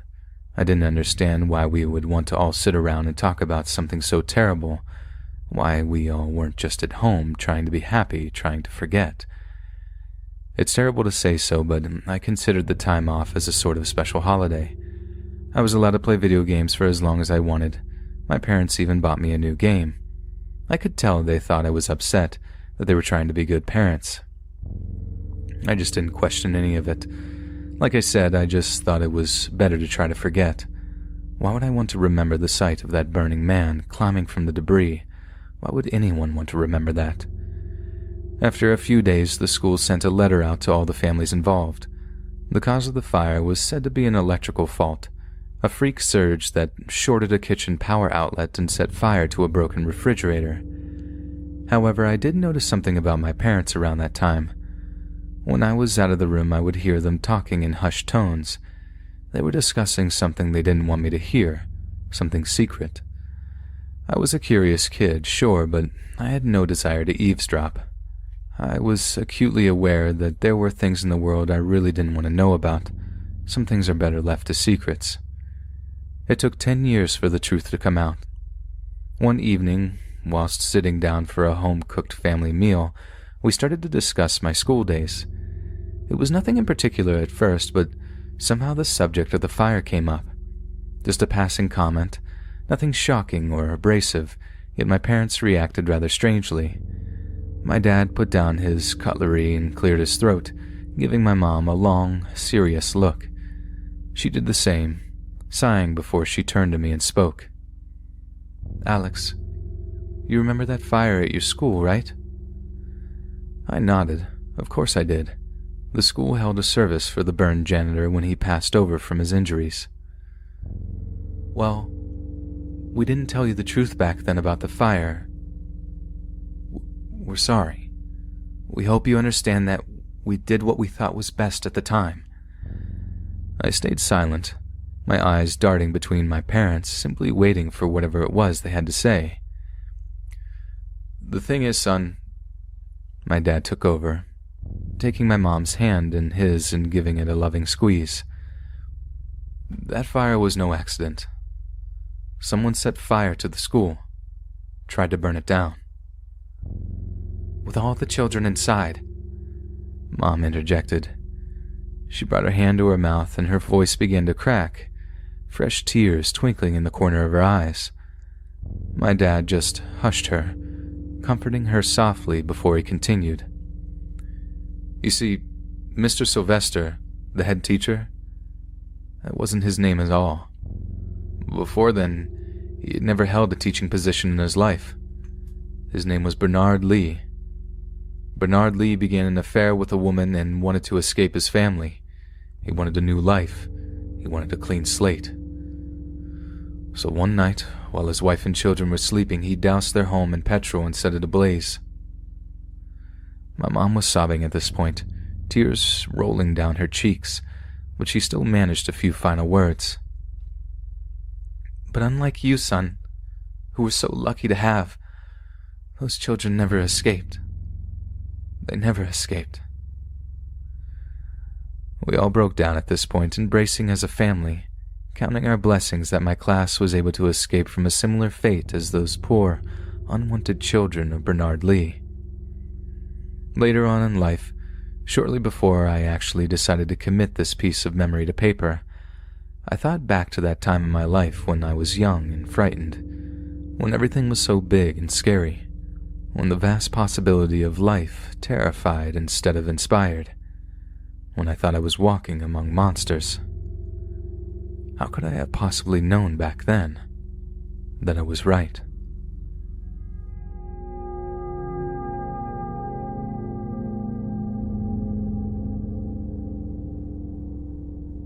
It's been a long time since I graduated high school. So long that it feels as if it's all an event that occurred in another person's life. It feels like something that I read about or imagined, something illusory that I've inserted myself into. They say the human body replaces all its living cells every 7 years, so I suppose that physically I am a different person than the one that existed a decade ago. But the final conversation I had with an old history teacher, Mr. Cole, is one that feels like it occurred just yesterday. For almost 15 years, I had replayed the interaction in my mind over and over again. It's something I don't think I'll ever forget. He was standing out of sight from the main crowd, around a corner of the main school building. He wore his sandy brown hair in a rough ponytail, facial hair raggedly fashioned into a handlebar mustache. A cigarette burned between his fingers, adding to the brown nicotine stains that colored the tips. Something struck me about the way he looked at me as I took out my own pack of smokes and asked him for a light. He didn't see me as a student anymore. There was a coldness in his gaze. Something else, too, a kind of pity or disgust in his eyes. Half of me expected him to scold me for feeding such a filthy habit, but he didn't. He didn't say a word as he reached into the pocket of his worn, faded jeans and pulled out an old Zippo. We talked about growing up, about how I was ready to go out into the world and find myself as a person. I asked him how long it took for him to do the same. "I used to think about it a lot," he said, looking off into the near distance. "But you reach a certain age and you know who you are. I live in a little condo near a bar just on the edge of town, work 9 to 5, then in between I drink. And there ain't nobody there to stop me. I know who I am, and after all these years, there's a kind of victory in that." I'd never heard him talk this way before, never in this tone. He wasn't the Mr. Cole that kept his history class gripped with tales of yore, passionate speeches about life and liberty that had him greatly respected around campus. He seemed defeated. He seemed broken. Mr. Cole wore a wedding band, but it occurred to me that he never mentioned anything about a family. I chose not to ask. We talked about what I had learned at my time attending the school. He listened, he nodded, but I got the impression he was uninterested, somehow unimpressed. This irritated me a little. Sure, my answer was full of cliches and platitudes, but to dismiss my experience in just a glance grated against me. I asked him what he had learned in his time teaching there. Some days, I wish I didn't ask. "Some people in this town act like they're not even aware that the outside world exists and might as well be living in a cave. This place is a gutter, one giant trailer park just floating through the universe, somehow apart from it. But that doesn't mean they can't be happy. It doesn't mean they don't have value. I mean, there's no shame in being consciously happy while being unconsciously ignorant." "That's just it, kid. They're consciously ignorant," he replied, crushing the burned-up remnants of his cigarette under his boot before lighting up another. "I think human consciousness is a tragic mistake in the history of our evolution." He let the thought sink in, and he took in a lungful of smoke, exhaling lazily as his gaze remained pinned to the distant horizon. "We became too sentient, too self-aware. Whatever drives the universe forced the creation of an element's separation from itself. We humans are creatures that have no right to exist by natural law. We are things that operate under the false pretenses of having a self. This chaotic mess of senses and feelings, all somehow totally assured that we are each somebody, when in fact, we're all just nobody." "So, I'm guessing you're not a religious man," I said, feeling rather accomplished as he chuckled at my response. "Religion? Man, now there's a thing." There was a faint smile on his face, as if the very thought of it amused him. A transfer of fear and self-loathing to a figure of divine authority. I can understand the catharsis. God soaks up their doubt and pain with his perfect Star Wars narrative. "I don't know, sir. Sounds like you could do with a little old-time religion," I replied, finishing my own cigarette, but not hearty enough to immediately begin another, unlike Mr. Cole. "If it's good enough for Grandma, right?" He smiled again. "At least I'm not rushing towards a cosmic stop sign." It was about this time that I confessed to Mr. Cole that I was shocked to hear him talk this way, that nothing about his classes indicated he had such a pessimistic worldview. I was building up to the question, but he gave me a look which said that he knew well what I was about to ask. "You want to know what made me this way, right?" he asked with that same faint smile on his withered lips. "A lot of people want to know that. I mostly tell him to buzz off, but you... He cut himself for a moment, shaking his head with that look of pity and disgust in his eyes. My wife, God rest her soul. She and I, well, we lost our daughter when she was real young. All the emotion seemed to drain out of him while he spoke. He was clinical in his confession. I think about her every so often, my daughter, and what she was spared. During the better moments, I feel sort of grateful for it.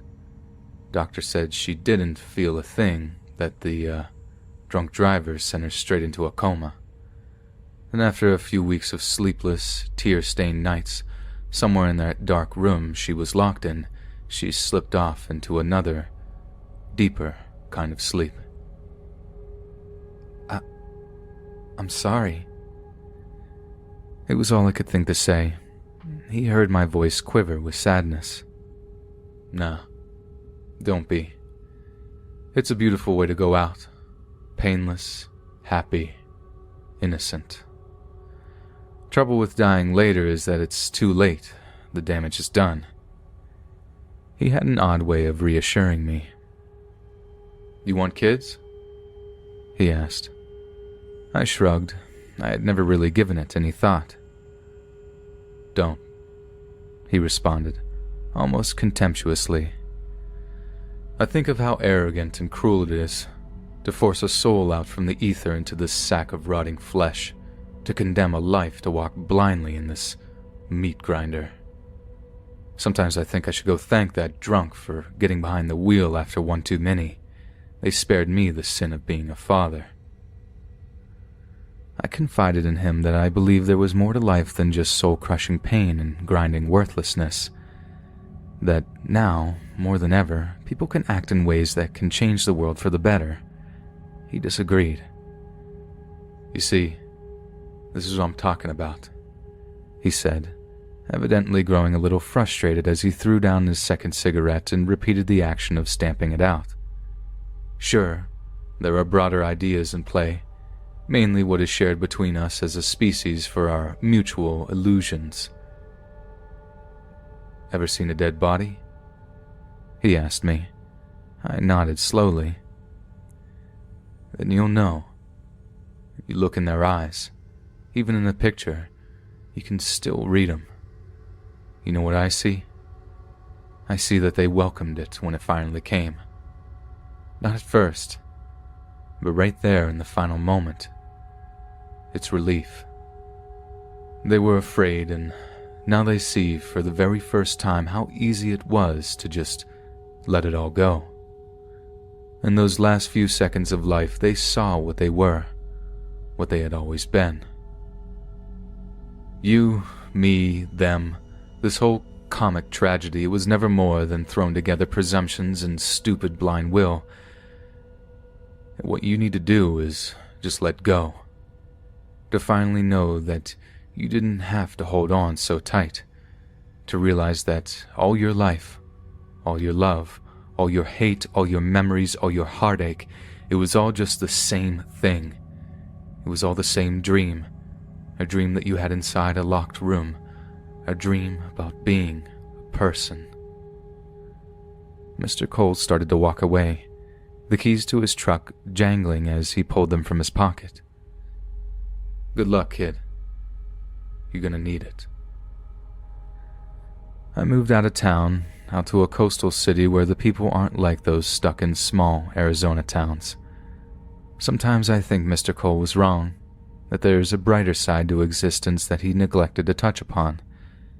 But sometimes, in darker moments, as I'm lying in bed after long days spent working in a cramped, sterile office space, Mr. Cole's words run through my mind. They bounce off the walls of my skull, refusing to relinquish my fears, feeding on my doubts. It's in those moments that I know Mr. Cole was right.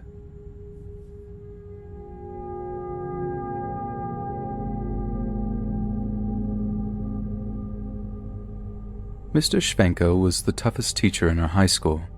He was a 6-foot-something bear of a man who marched around campus with a look on his face that even the most unruly of students found daunting. Having emigrated from Eastern Europe after the collapse of the old Soviet Union, he spoke with a heavy accent, but his English was perfect. He taught physics in an emotionless, sterile manner. On his bad days, his tone of his voice could be described as a bark. One day, during an unusually interesting class, Mr. Shvenko was going over the different types of radiation that existed. A studious pupil in the front row raised a hand to ask him how he knew so much about the subject. "I did some work for a power plant on my home country," he replied dryly, turning to the chalkboard and beginning a crudely drawn diagram. One of the jocks, who was known for being somewhat of a bully, made a comment about how it was probably the one that blew up. Mr. Shvenko's chalk stick snapped. The hand that gripped the broken piece trembled as he lowered it to his side. With an audible sigh, the teacher turned back around, his eyes fixed on the disrespectful bully. "Have you ever seen your friends die?" Mr. Shvenko asked softly. It was the first time any of us had ever heard him talk in a way that didn't make us flinch. But somehow, his tone was even more frightening than before. The jock didn't respond. "I asked you a question, boy." The jock remained silent. His cheeks turned a shade of crimson as Mr. Shvenko's beady brown eyes bore into him. With the same flat facial expression, the furious teacher walked towards the classroom's door. The room shifted as he locked it. "New lesson today. Close your books." Mr. Shvenko, sir?" A nervous-looking girl in glasses raised her hand. She was unable to hide the raw fear in her voice. "I don't feel comfortable." "Shut up, girl. You thank the boy with the big mouth later. This is a collective punishment." Mr. Shvenko hissed, taking a seat at his desk. We waited, the tension thick in the air as we dreaded to think what Mr. Shvenko had in store for us. We'd never seen him as angry as he was now. Some people even said they'd smelled alcohol in his breath some days. I felt a knot of fear in my guts as I pictured the morbid newspaper headlines that might follow the next day. "The most important time of life happened before any of you were even born," Mr. Shvenko began. "It was the 25th of April, 1986, the day the entire world ended for my town. I had recently returned from Moscow after studying nuclear physics at the university there. I was glad to be home. It was the start of a new life for me. I had a girlfriend. I hoped to marry once I found work. Pripyat was a beautiful place. Forests nearby, streams for fishing. We were happy there. That evening was warm with a clear, cloudless sky. Above Pripyat was a ceiling of stars, a blanket of celestial bodies that you could lose yourself in for hours. But that same night, an accident that occurred near our town changed my life forever. An accident that occurred at..." I knew what he was going to say before he said it. The words were on my lips before he even uttered them. "The Chernobyl nuclear power plant. There was a saying in my homeland, we pretend to work and the government pretends to pay us." The class could see the sadness in our teacher's eyes as he spoke. "It was like that back then. Communism had destroyed people's desire to better themselves. Years of incompetence and corruption meant that there was a design flaw in one of the new reactors. When the safety test began, the reactor was like a loaded gun, just waiting to go off. So when the control rods were removed to raise power again..." He calmly looked over to the disrespectful jock, narrowing his eyes as he leaned into his desk. Boom! Mr. Shvenko's roar sent the jock reeling in his seat. The rest of our class didn't fare too well either. We were gripped, hanging on to our teacher's every word. But what no one knew, thanks to years of error and cover-up, was that there was a fatal flaw in the reactor design that made it unstable at low power levels. As power levels were lowered in preparation for the test, they dropped too low, and the reactor ground to a halt. Meanwhile, unseen, a dangerous hotspot was building deep in the reactor. 2 Huge explosions that shook the earth beneath our feet. Every man, woman, and child in Pripyat heard the bangs. But we had no idea what it was. Some of the off-duty workers feared the worst, but none of us could have fathomed that what was about to unfold was the worst nuclear disaster in history.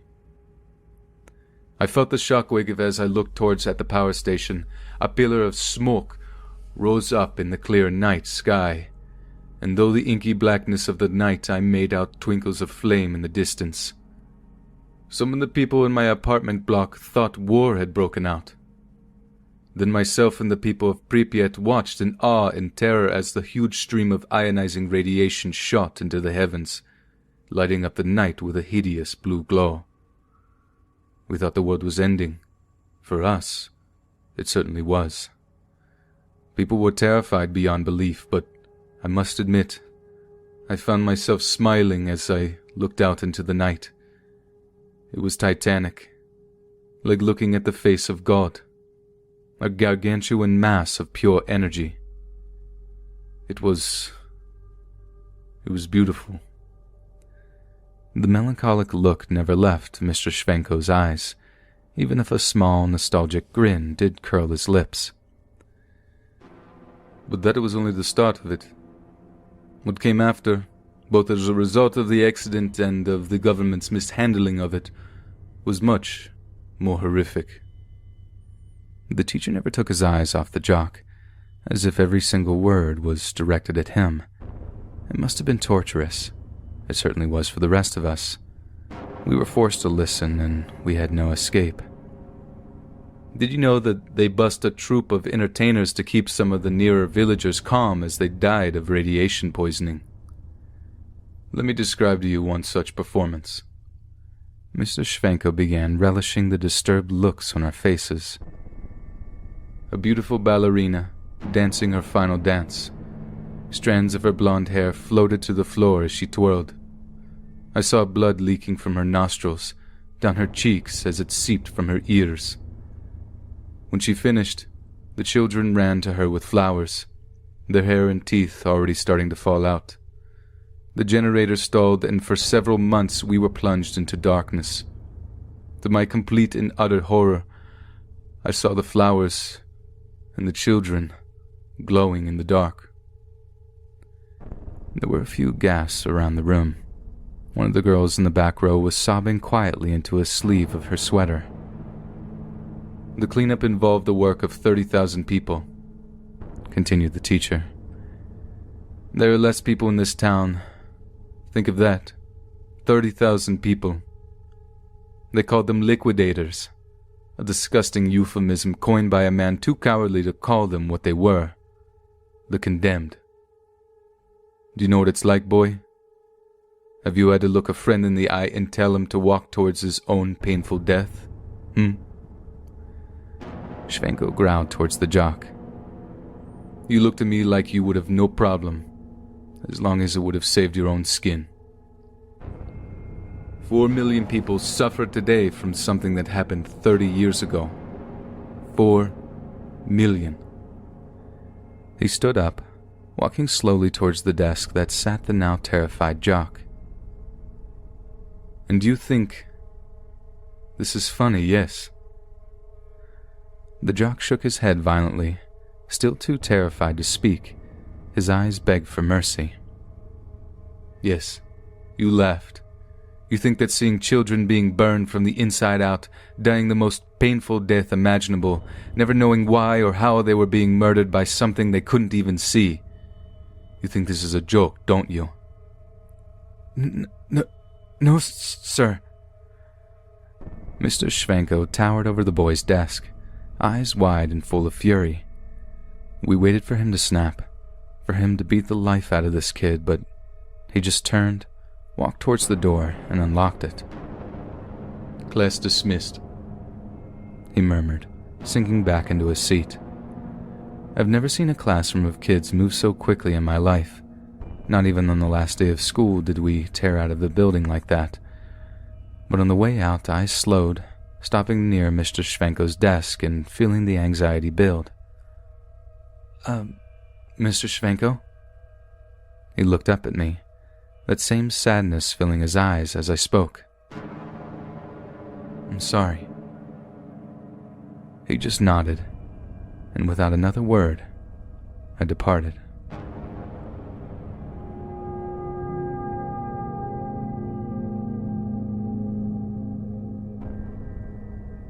I went to a good high school, one nestled in a leafy green suburb. It was selective, exclusive, and we rarely had any trouble among the students.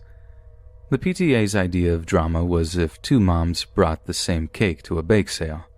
Scandal just wasn't a word in our lexicon. But I do remember one event that caused shockwaves among the parents and teachers, one that had terrified parents up in arms about how such a strange and worrying occurrence was even allowed to unfold. "Good morning, class." A strange silence fell over the classroom. The man who'd just walked in the room wasn't our regular teacher. In fact, none of us had ever laid eyes on him in our lives. "You can call me Mr. Witzbold. I am to be your substitute teacher for the next 2 hours." Mr. Witzbold said, writing his name in big block capitals on the chalkboard. He was well-groomed, but there was something off about him, like he possessed only an appearance of dapperness, like there was something deeply wrong below the surface. "Today we'll be studying a little biology, perhaps the most fascinating of all the sciences." Mr. Witzbold, sir?" A studious-looking boy in the front row raised his hand. "This is English class, shouldn't we—" The boy cut himself off, lowering his hand nervously as the teacher stared unblinkingly at him. He didn't say a word, but we all felt the weight of that stare crush the talkative young student.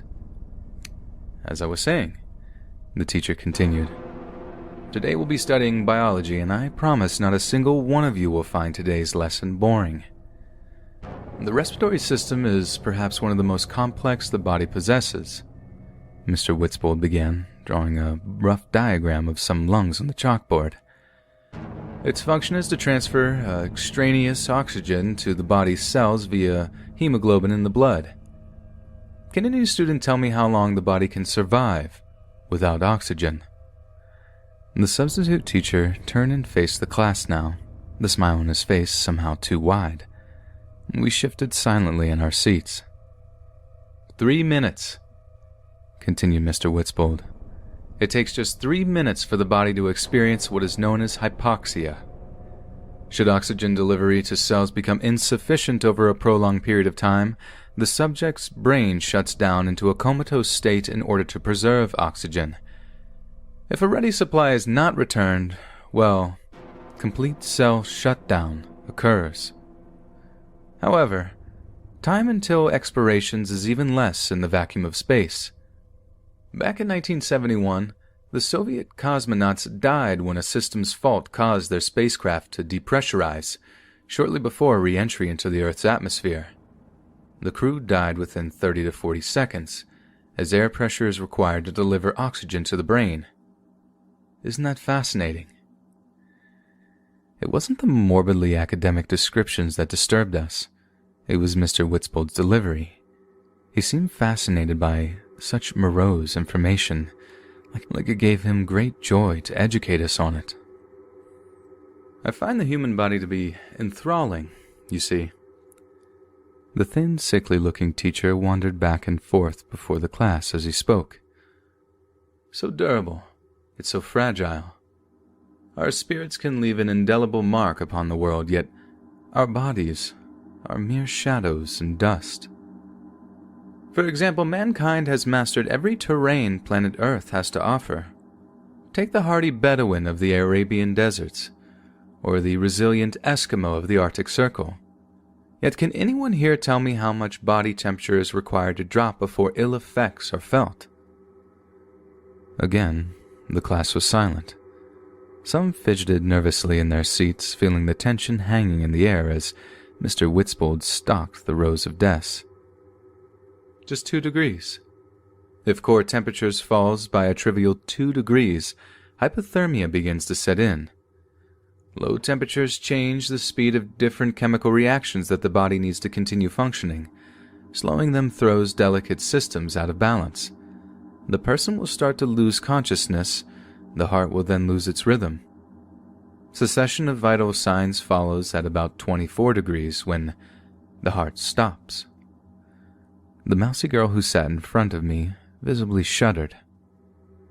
A similar minuscule rise in body temperature can also be catastrophic to a person's health. At temperatures higher than 41.5 degrees, a person may begin to suffer from convulsions. Irreversible brain damage can occur at temperatures above 42.5 degrees.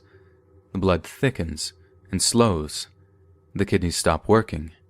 The heart muscle can be damaged and skeletal muscles start breaking down.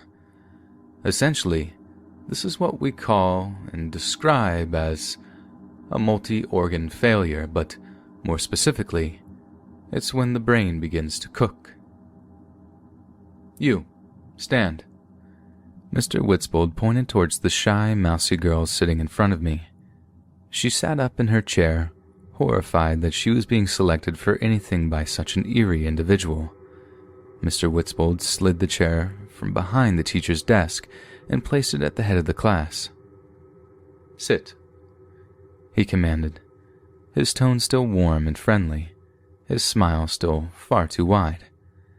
Slowly, the shy girl rose from her seat, treading carefully up the aisle of desks with a terrified look in her eyes.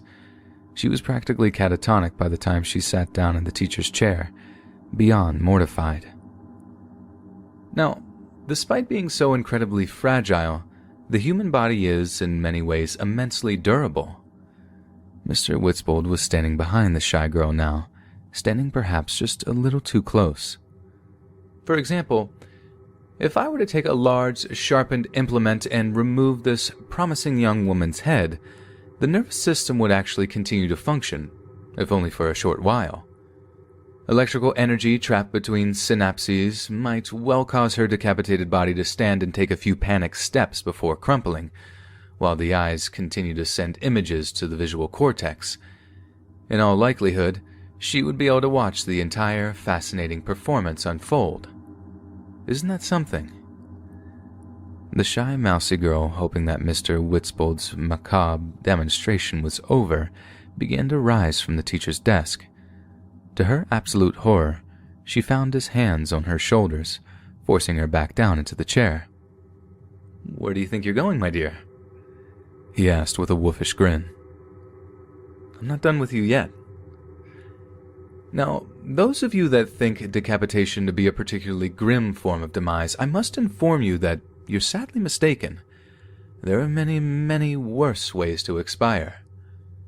Mr. Witzbold kept his hands on the shy girl's shoulders. Scaphism, sometimes known as the boats, was a method of execution designed by the ancient Persians to cause as much suffering as possible before death. He began. The class was on tenterhooks now, hanging on to his every word. The only accurate descriptions that we have are from the Persians' oldest rivals and mortal enemies, the Greeks.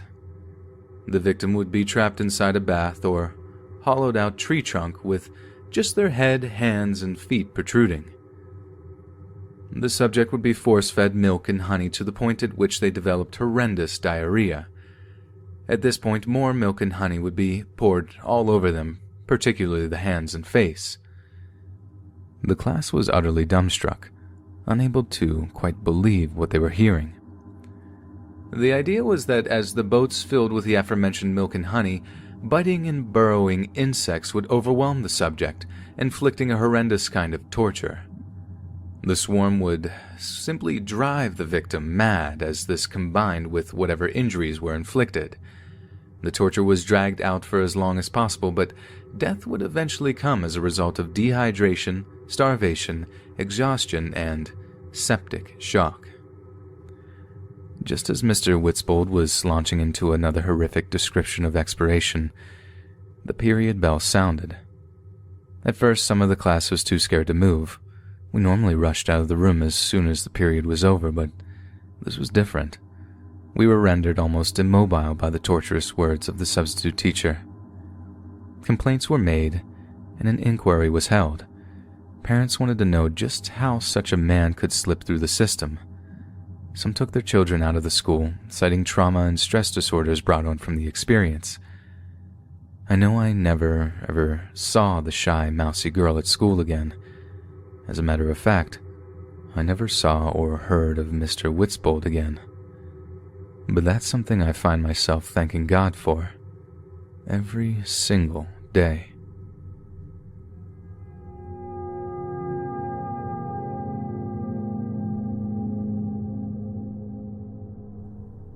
Scotland is an old and wild place. It's there that the unstoppable expansion of the mighty Roman Empire was halted firmly in its tracks.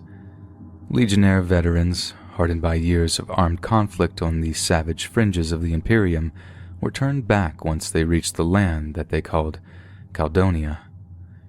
It had always been somewhat of a mystery to my high school history teacher as to why such a powerful, organized force stopped in its tracks. Some scholars note the lack of natural resources, explaining that the Empire had nothing to gain from conquering Scotland. But thick, ancient forests would have yielded millions of tons of lumber to fuel the Empire's war machine, not to mention the abundant red iron ore buried in Scotland's vast rolling hills. Regardless, Mr. Lennon believed that the answer to the age-old question actually did reside in the land's seemingly infinite, impenetrable forests. For there is something that exists in the dark, damp woodlands of old Caledonia, something that was once worshipped before it slipped into rumor and legend, something that was here long before humanity and will be here long after we're gone. We were excited when Mr. Lennon informed us that our class would be eligible for the week-long field trip to Edinburgh. In hindsight, maybe we shouldn't have been. As Americans abroad, we were often objects of curiosity, viewed as practically exotic by many of the local populace. Two of my buddies and I formed a kind of homesick Americans club who saw themselves as a trio of marauders from the old colonies, pillaging the lands of their ancestors.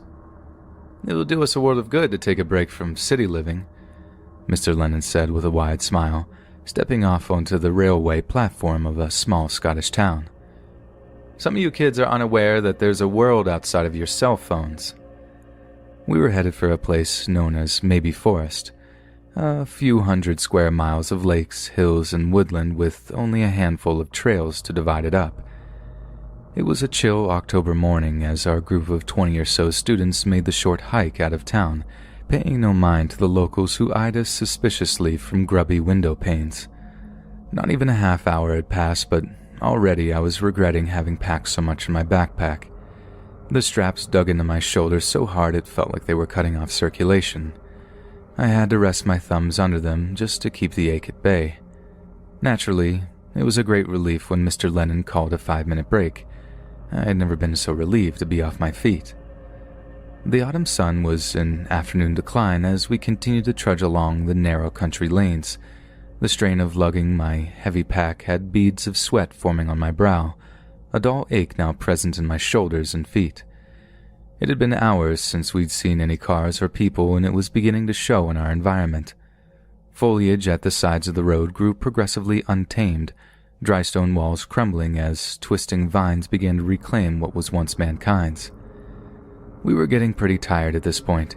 We'd been walking along all morning, and it didn't seem like we were getting any closer to the actual forest. The narrow country lanes, flanked on each side by wildly overgrown hedgerows, were beginning to look all identical. As frustration grew, some of the students began to argue over which route we should have taken. After an entire day's worth of walking, we had finally reached the end of the road.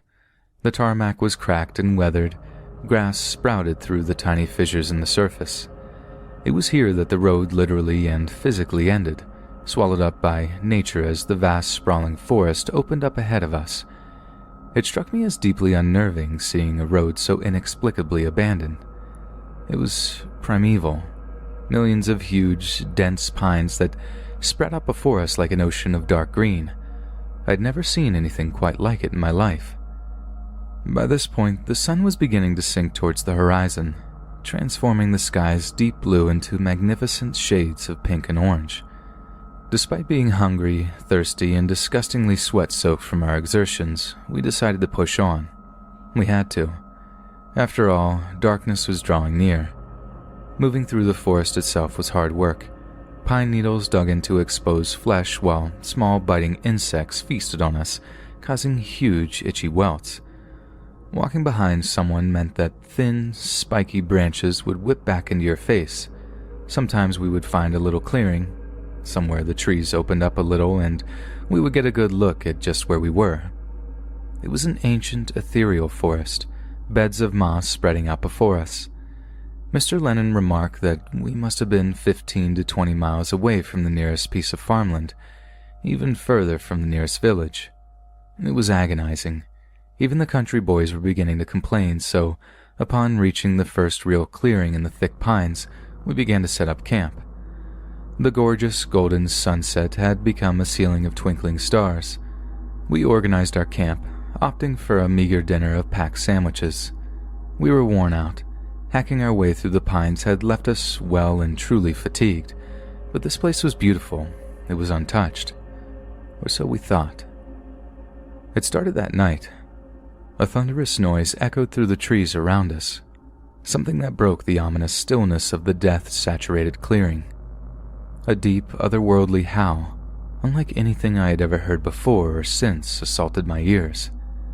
I felt nauseous with fear, like I might regurgitate my measly breakfast all over the forest floor.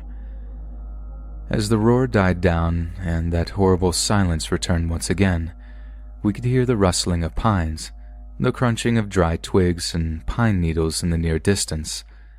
Something was coming for us. Students screamed and cried, hiding away in their sleeping bags or just plain panicking. A buddy of mine came rushing up to me, a look of pure terror in his eyes. "Mr. Lennon is gone. I tried looking for him, but I can't find him anywhere. We need to find Mr. Lennon." We ran blindly through the pines as stray branches and bramble thorns scratched and sliced any exposed flesh. Exhaustion didn't seem to be a factor anymore. Neither was the weight of our backpacks. We tore through the forest at breakneck speeds, fear and adrenaline providing strength and stamina that seemed almost impossible. Eventually, I saw something through the inky blackness of the night, something illuminated by a shaft of pale moonlight.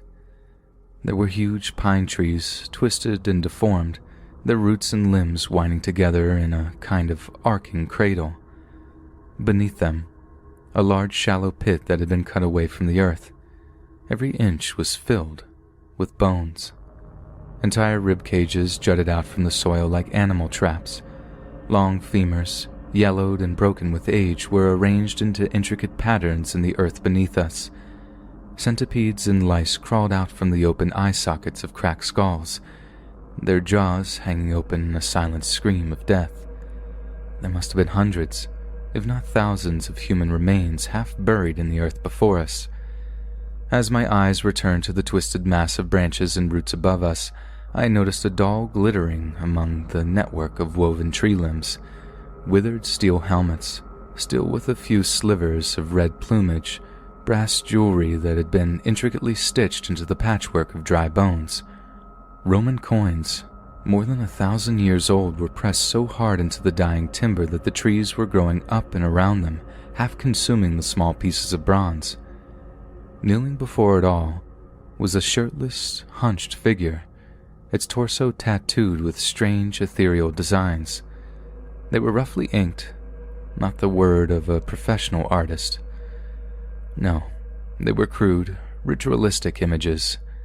The figure was whispering something soft but rabid, repeating the same few sentences over and over in a guttural, ancient-sounding language. The howls were louder now, closer to the camp.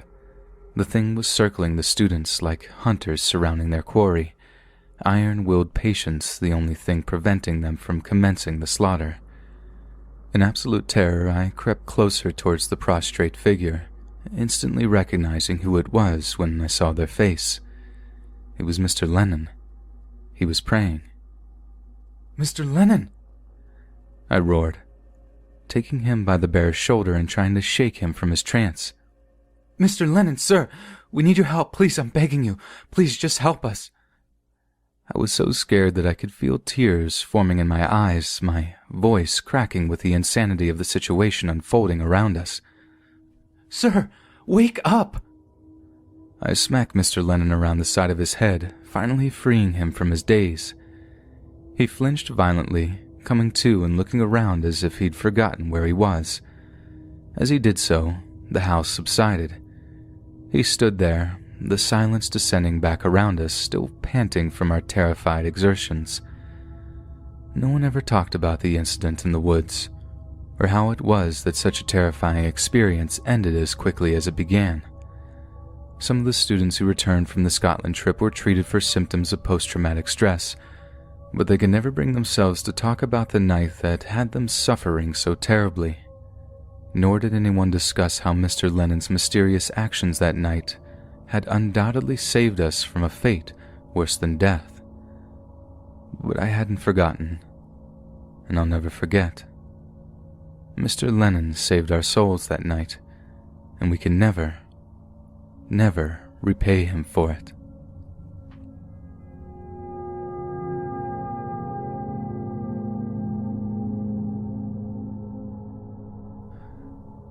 My secondary school was old. When you're a kid, everything that was around before you were born is old, but the Blue Coat School for Boys was practically ancient. Founded in 1708 by the Reverend Robert Stithe, he envisioned the school as an institution for teaching poor children to read, write, and cast accounts. Constructed from huge sandstone blocks with neoclassical Georgian masonry, the school stands in stark contrast to the modern cityscape that sprung up around it. Passing the entrance exam and attending the school was as exhilarating as it was intimidating.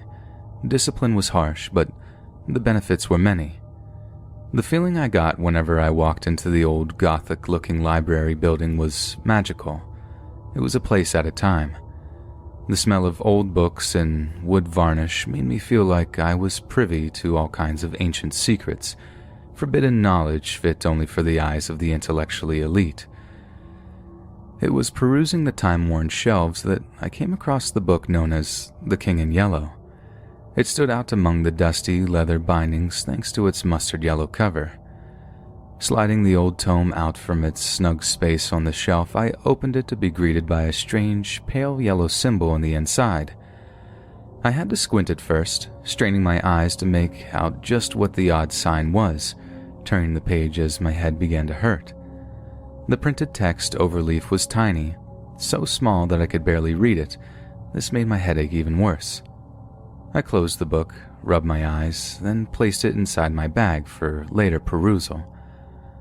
The next day, as my English literature class was coming to an end and the pupils were filing out of the room, I approached the teacher's desk. Mr. Brady was younger than most of the teaching staff and had always cut an approachable figure. "Sir, have you ever heard of a book called The King in Yellow?" I asked, picking my fingernails nervously as his demeanor changed dramatically. Mr. Brady froze, slowly looking up from the paper he was marking. "Why do you ask, Martin?"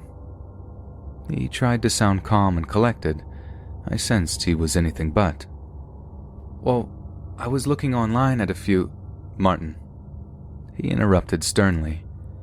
"Have you found a copy of this book?" No, sir." I lied, sensing there was some kind of trouble afoot. I had taken the book from the library without permission, after all. "Martin, listen to me carefully. If you find a copy of this book, you must inform me immediately. Is that clear?" "Sir, I was just immediately," he replied, giving me a look that chills my spine even to this day. I kept the book a secret for the next week, occasionally opening it and attempting to read the tiny cryptic text. Each time the same dull headache would return, forcing me to cease reading. I decided to stay late after school one night, devoting time to properly trying to decipher the book's contents. In an almost empty library, I found a quiet, sheltered corner closed off by huge oaken bookshelves. With trepidation, I took out the mustard yellow tome, opening it to a random page before straining my eyes to read the text. It was laid out like poetry, strange stanzas that made my skull feel like it might rupture at any moment. Strange is the night where black stars rise, and strange moons circle through the skies, but stranger still is lost Carcosa. I was trembling. My eyes felt swollen in their sockets. I wasn't just reading the book. The book felt like it was reading me.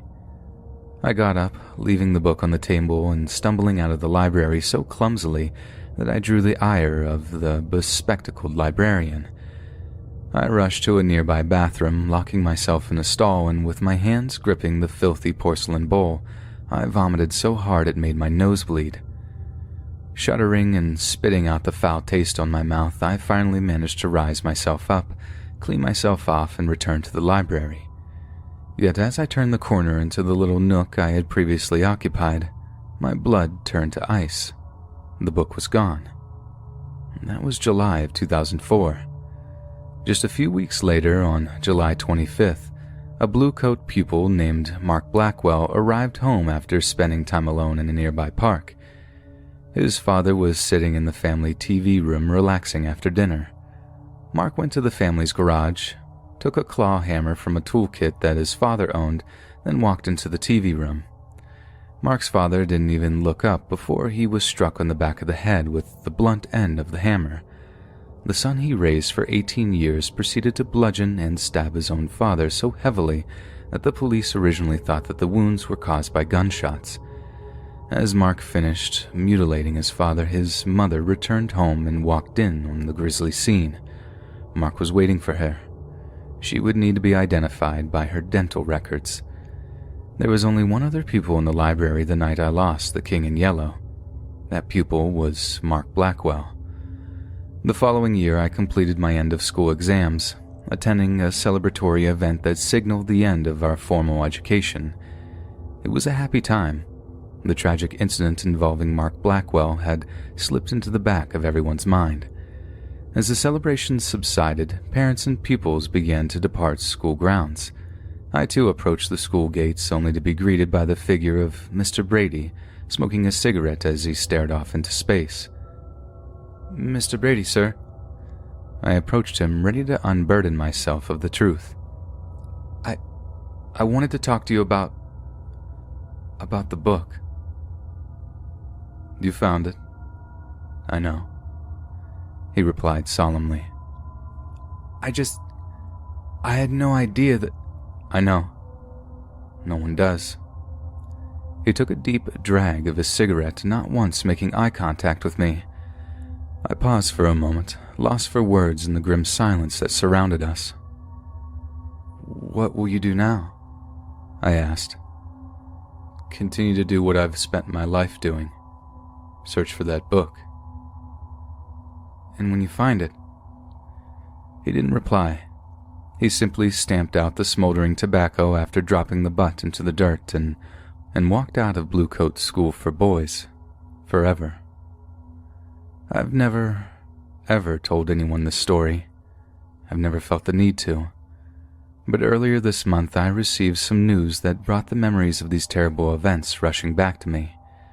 My old English teacher, Mr. Brady, had died. Upon learning that he ended his own life, I contacted the police investigators charged with inquiring into the circumstances of his departure. Although they were not entirely at liberty to disclose information on the inquiry, a kindly female detective was generous with what she had learned when I informed her that I was a former student of Mr. Brady. Her tone dropped when I asked if Mr. Brady had made an index of the books in his possession at the time of his death. With a nervous voice, she responded in the affirmative. I asked her if any of the books in this index were missing when Mr. Brady's body was recovered. Again, she answered in the affirmative. What was the name of the missing book? There was a pause as the detective consulted her case notes, a pause that seemed to last an eternity as I waited with grim expectation for the words I knew were going to be spoken. "The King in Yellow," she said. With trembling hands, I hung up. The Let's Read podcast is brought to you by Wix. your one-stop shop when creating your very own custom website for your business or interests. I've been wanting to create a website for my podcast and YouTube channel for some time, where I can aggregate all of my utilities in one website, and Wix is helping me accomplish this. As I'm developing my website, some of the coolest features of the site include the most technologically advanced website building platform available, in that Wix Code is creation without limits.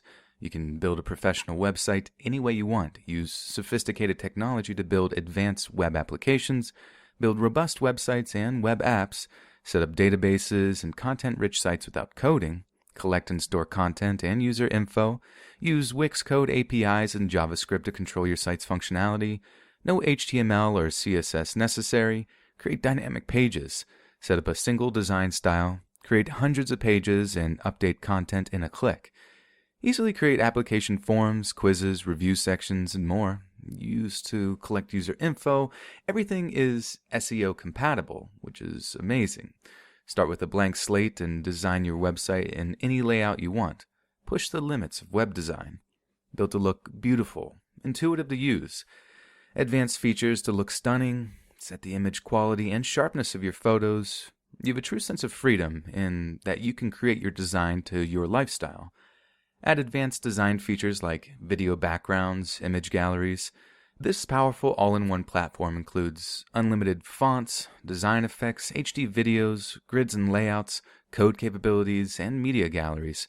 Get an all-in-one business solution to grow your online presence. As millions of businesses begin to use Wix to create their websites, you can instantly connect your customers, manage all interactions in one place, use advanced business features, automate your work, boost productivity, built-in task management and reminder tools, manage your workflow and meet your deadlines.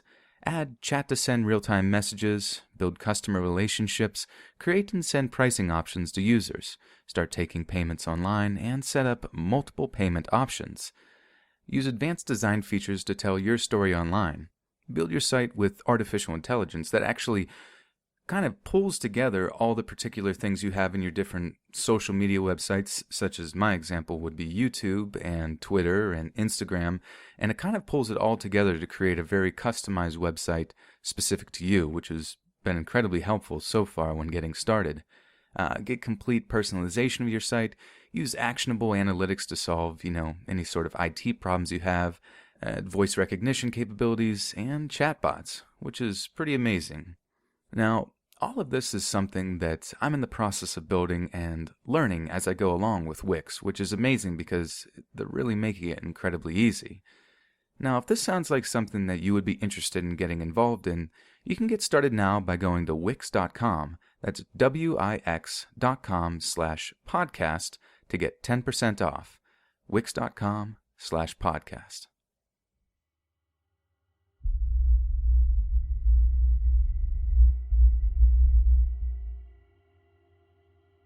These encounters I've had with these shadow-like entities in the past 2 years. To start, I've never done any hallucinogenic drugs or anything of the sort. I'm in the military and it's way too hard to get away with that stuff to begin with. From what I can remember, all of this started happening to me when I was stationed at Fort Sill, Oklahoma for my military job training. Late one night, I was sleeping in my bunk when I suddenly woke up to what looked like a black figure walking into my room. Wiping the sleep out of my eyes and sat up thinking that it was one of the guys on fire guard that night taking head counts for the sergeant on CQ. Fire guard is just one of the guys that watches over the barracks during the night to make sure no funny business happens. Just as soon as I sat up to greet the guy walking in, it dissipated into nothingness. Really confused, I looked at the top bunk and saw that my bunkmate was up from his phone screen, lighting up the ceiling. I spoke up and said, "Hey Long, did you see someone walk into our room just now?"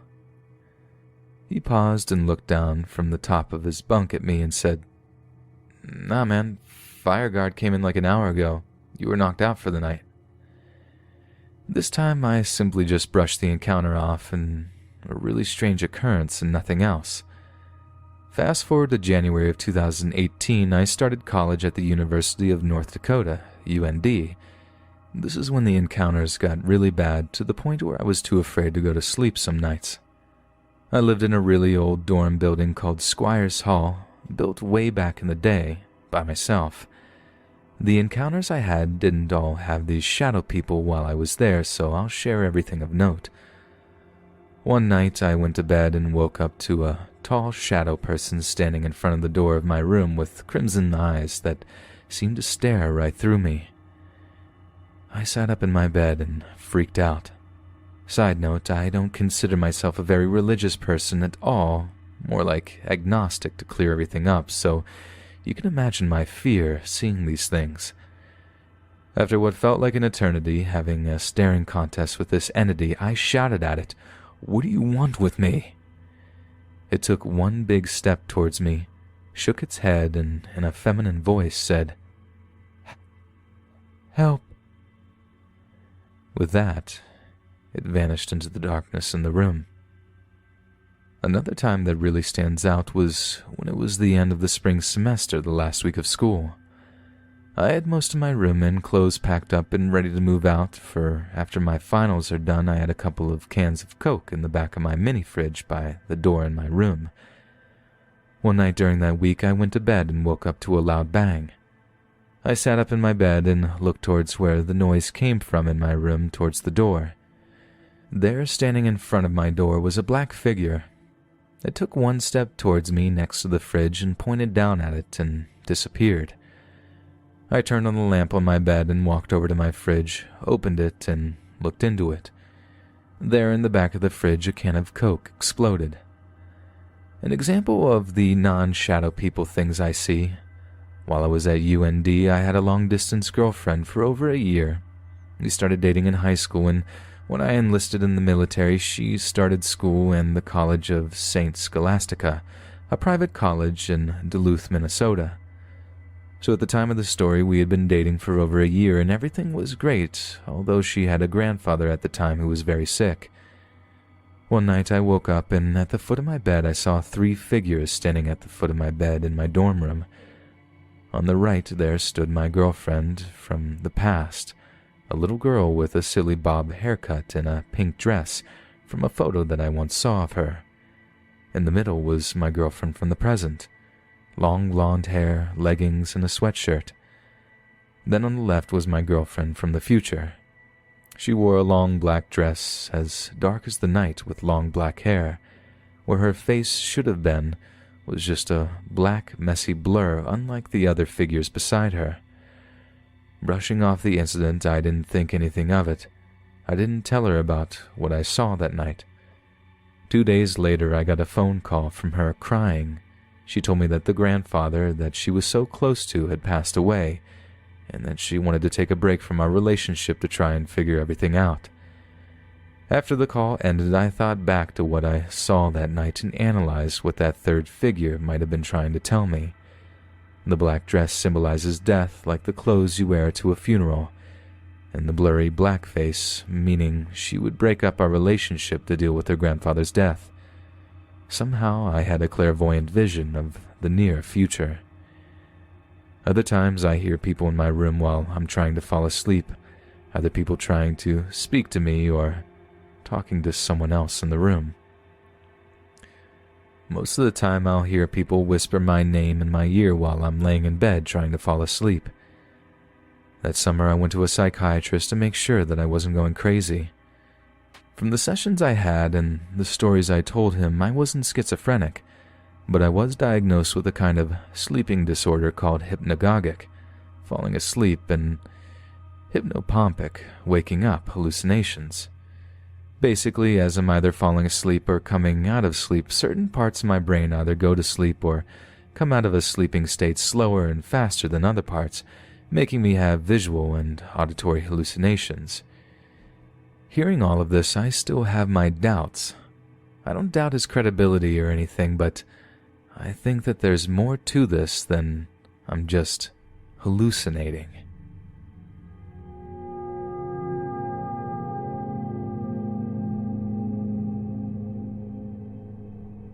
This one is an unexplained encounter and a bit long. About 6 years ago, over the summer of my junior year, going into my senior year of high school, I experienced something I can't quite shake off to this day. My friend's parents were going out of town for the weekend, so myself and 3 others, including Matt, planned a sleepover so we could all hang out, be as loud as we wanted. We slept over at my friend Matt's house. His house was located on the east side of town where that small wooded area was located. I mentioned this area in a previous post about the scream I heard in my house. That night, we all mentioned how we should sleep on his trampoline since it was warm that night and none of us had done it before. Matt was a little concerned with the idea because he had mentioned that homeless people and sometimes deer wander in and out of the little forest next to his house. There was no fence separating us from the woods, so anything could go in and out of the yard into the forest and vice versa. I told him we were going to be fine and that there was nothing to worry about. Boy, did I wish I could take that statement back. We started setting up our spots on the trampoline, getting cozy and just hanging out, looking at our phones. About an hour into this, I started to hear twigs snapping and leaves crunching. Matt was the only one who wasn't on the trampoline, but sitting on a small river donut on the deck next to the trampoline. He was sitting on this due to an injury that happened to him a few weeks prior to these events. I was looking at Matt while all of this was happening, and he was looking into the woods. He didn't say anything other than a quiet, "I told you this was a bad idea." I kept listening for a few minutes, and then it stopped. My friends were all listening too, but they didn't seem concerned. It was really quiet after it stopped. None of us said a thing. We all looked back on our phones, and then that's when I saw it. The second my eyes met my phone, I saw from my peripheral vision this 7 to 8 foot tall thing run out of the woods, into the backyard, and darted to the side of the house. All we saw was the silhouette or whatever it was. It was almost as if it was ghostly. It was extremely thin and bipedal. Here's the kicker though. We saw it run, but we didn't hear it run. It made 0 sound when it was moving, but it made the motion of someone running.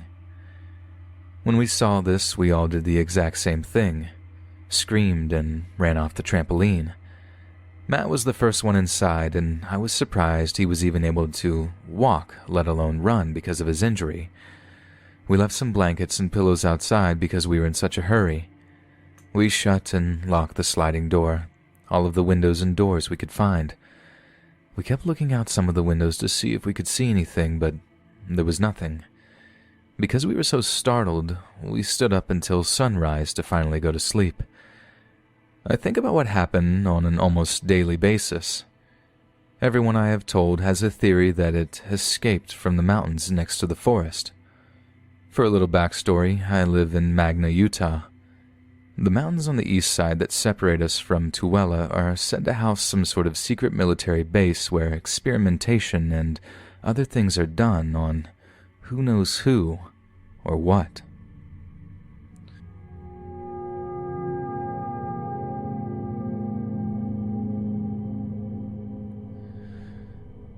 This story was relayed to me by a colleague and friend.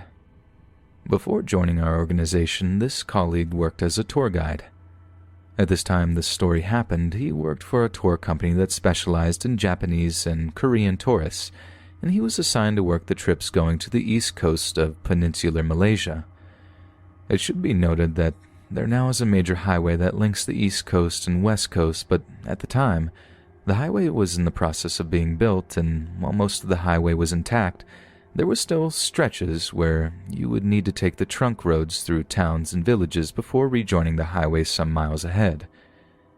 He was supposed to meet a small group of Japanese tourists at the airport and escort them on their small bus to Kwanton, a major tourist town on the east coast, which was more than 4 hours away at the time. The weather was bad that night and the plane was delayed. By the time they go on their way, it was already 9 p.m. A little more than an hour out of Kuala Lumpur, Malaysia's capital, a member of the tour group asked my friend if there was somewhere that they could stop to get something to eat because some of the tourist members were famished. My friend said he would do what he could. He then asked the same to the driver. This was not their regular driver. He was standing in for the regular driver who unfortunately had taken ill. So the driver said he did not know, but he would look for an all-night place along the way. By that time, they had reached a section of the highway that was under construction, thus they had to take the parallel road. They drove a little further when the driver and my friend saw an open-air restaurant which seemed to be quite lively, just after a small town they had just passed, so they stopped there. The tour group exited and went about getting their refreshments. My friend helped them with translations, and he also got some food for himself and the driver. Less than an hour later, they were back on the bus and heading to Kuantan. The tourists were very happy with their stop because they said the food was excellent. A few days later, they were on their way back to the west coast with the same tour group, but it was daytime, and this time the regular driver was driving. A tour member asked my friend if they could stop at the place where they had stopped on their first day. Again, my friend said that he would do what he could. He told this to the driver. The driver asked him to describe the place, which he did. The driver's face went a little pale. A little later, they came to a place that seemed familiar to my friend, and the driver asked him, "Is that the place you mean?" Pointing to a patch of land where a rundown building stood surrounded by what was once a clearing with a few tables and broken chairs. There was also tall grass everywhere.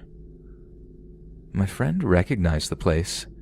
It was indeed the place where they had stopped a few days earlier. He turned to the tour group and informed them that they would not be able to stop at the place they went to earlier because it was only open at night. They sighed, but left it at that. Later, when they could talk in private, my friend asked the driver about the place. The driver informed him that the place had indeed been a restaurant with an outdoor eating area around it, but it had been abandoned for a year since something terrible happened there and the business went under. The driver didn't know what that terrible incident was, but it led to more than one death. That stretch of highway has since been completed and the parallel road is only rarely used. I've used that road once to see if I could find the place. I followed my friend's description and I think I found the place, but there were only the remains of an old building there with tall grass all around it. Perhaps I should try going there at night, if only to see if the food was really that good.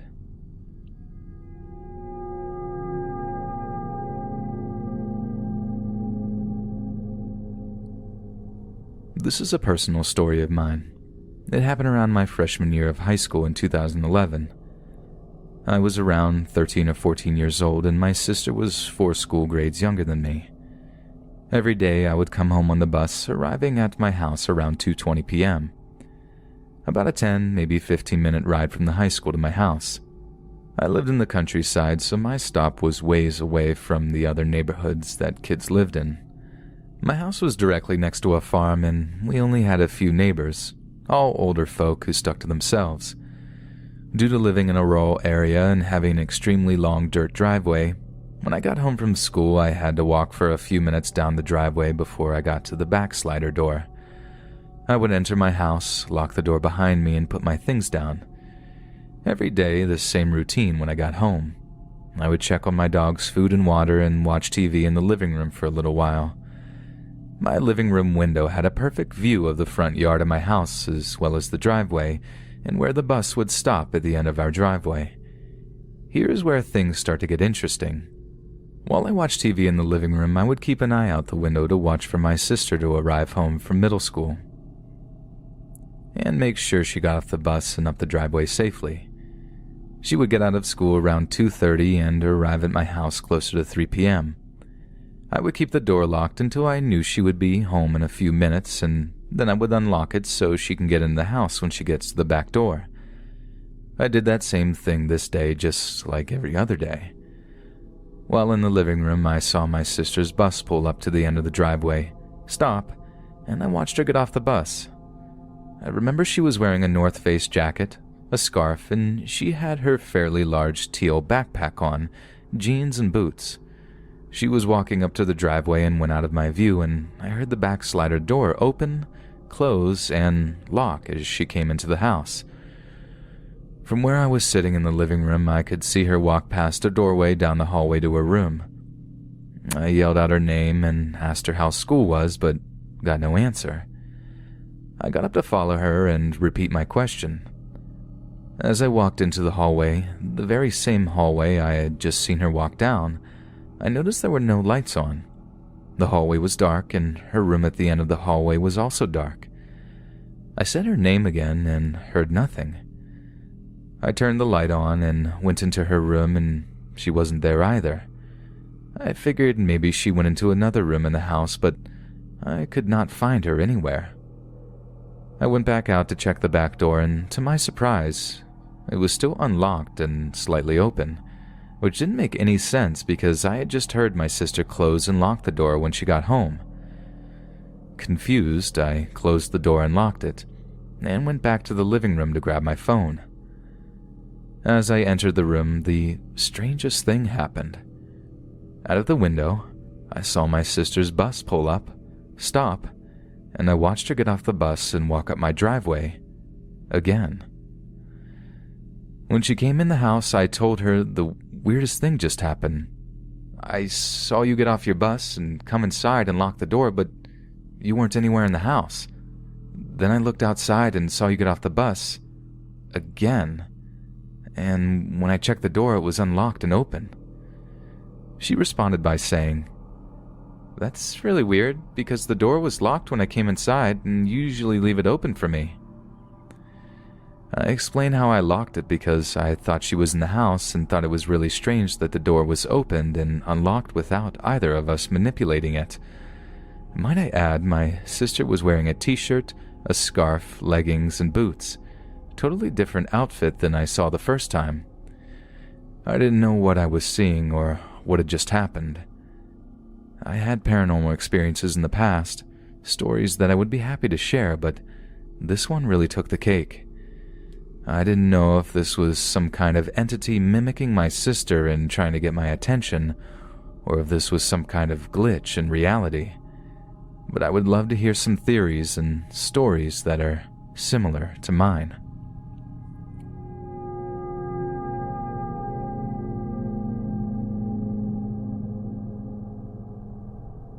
I was 17 in 1992 when, due to financial difficulties, my family and I were forced to move into my grandmother's condominium in Claremont, California.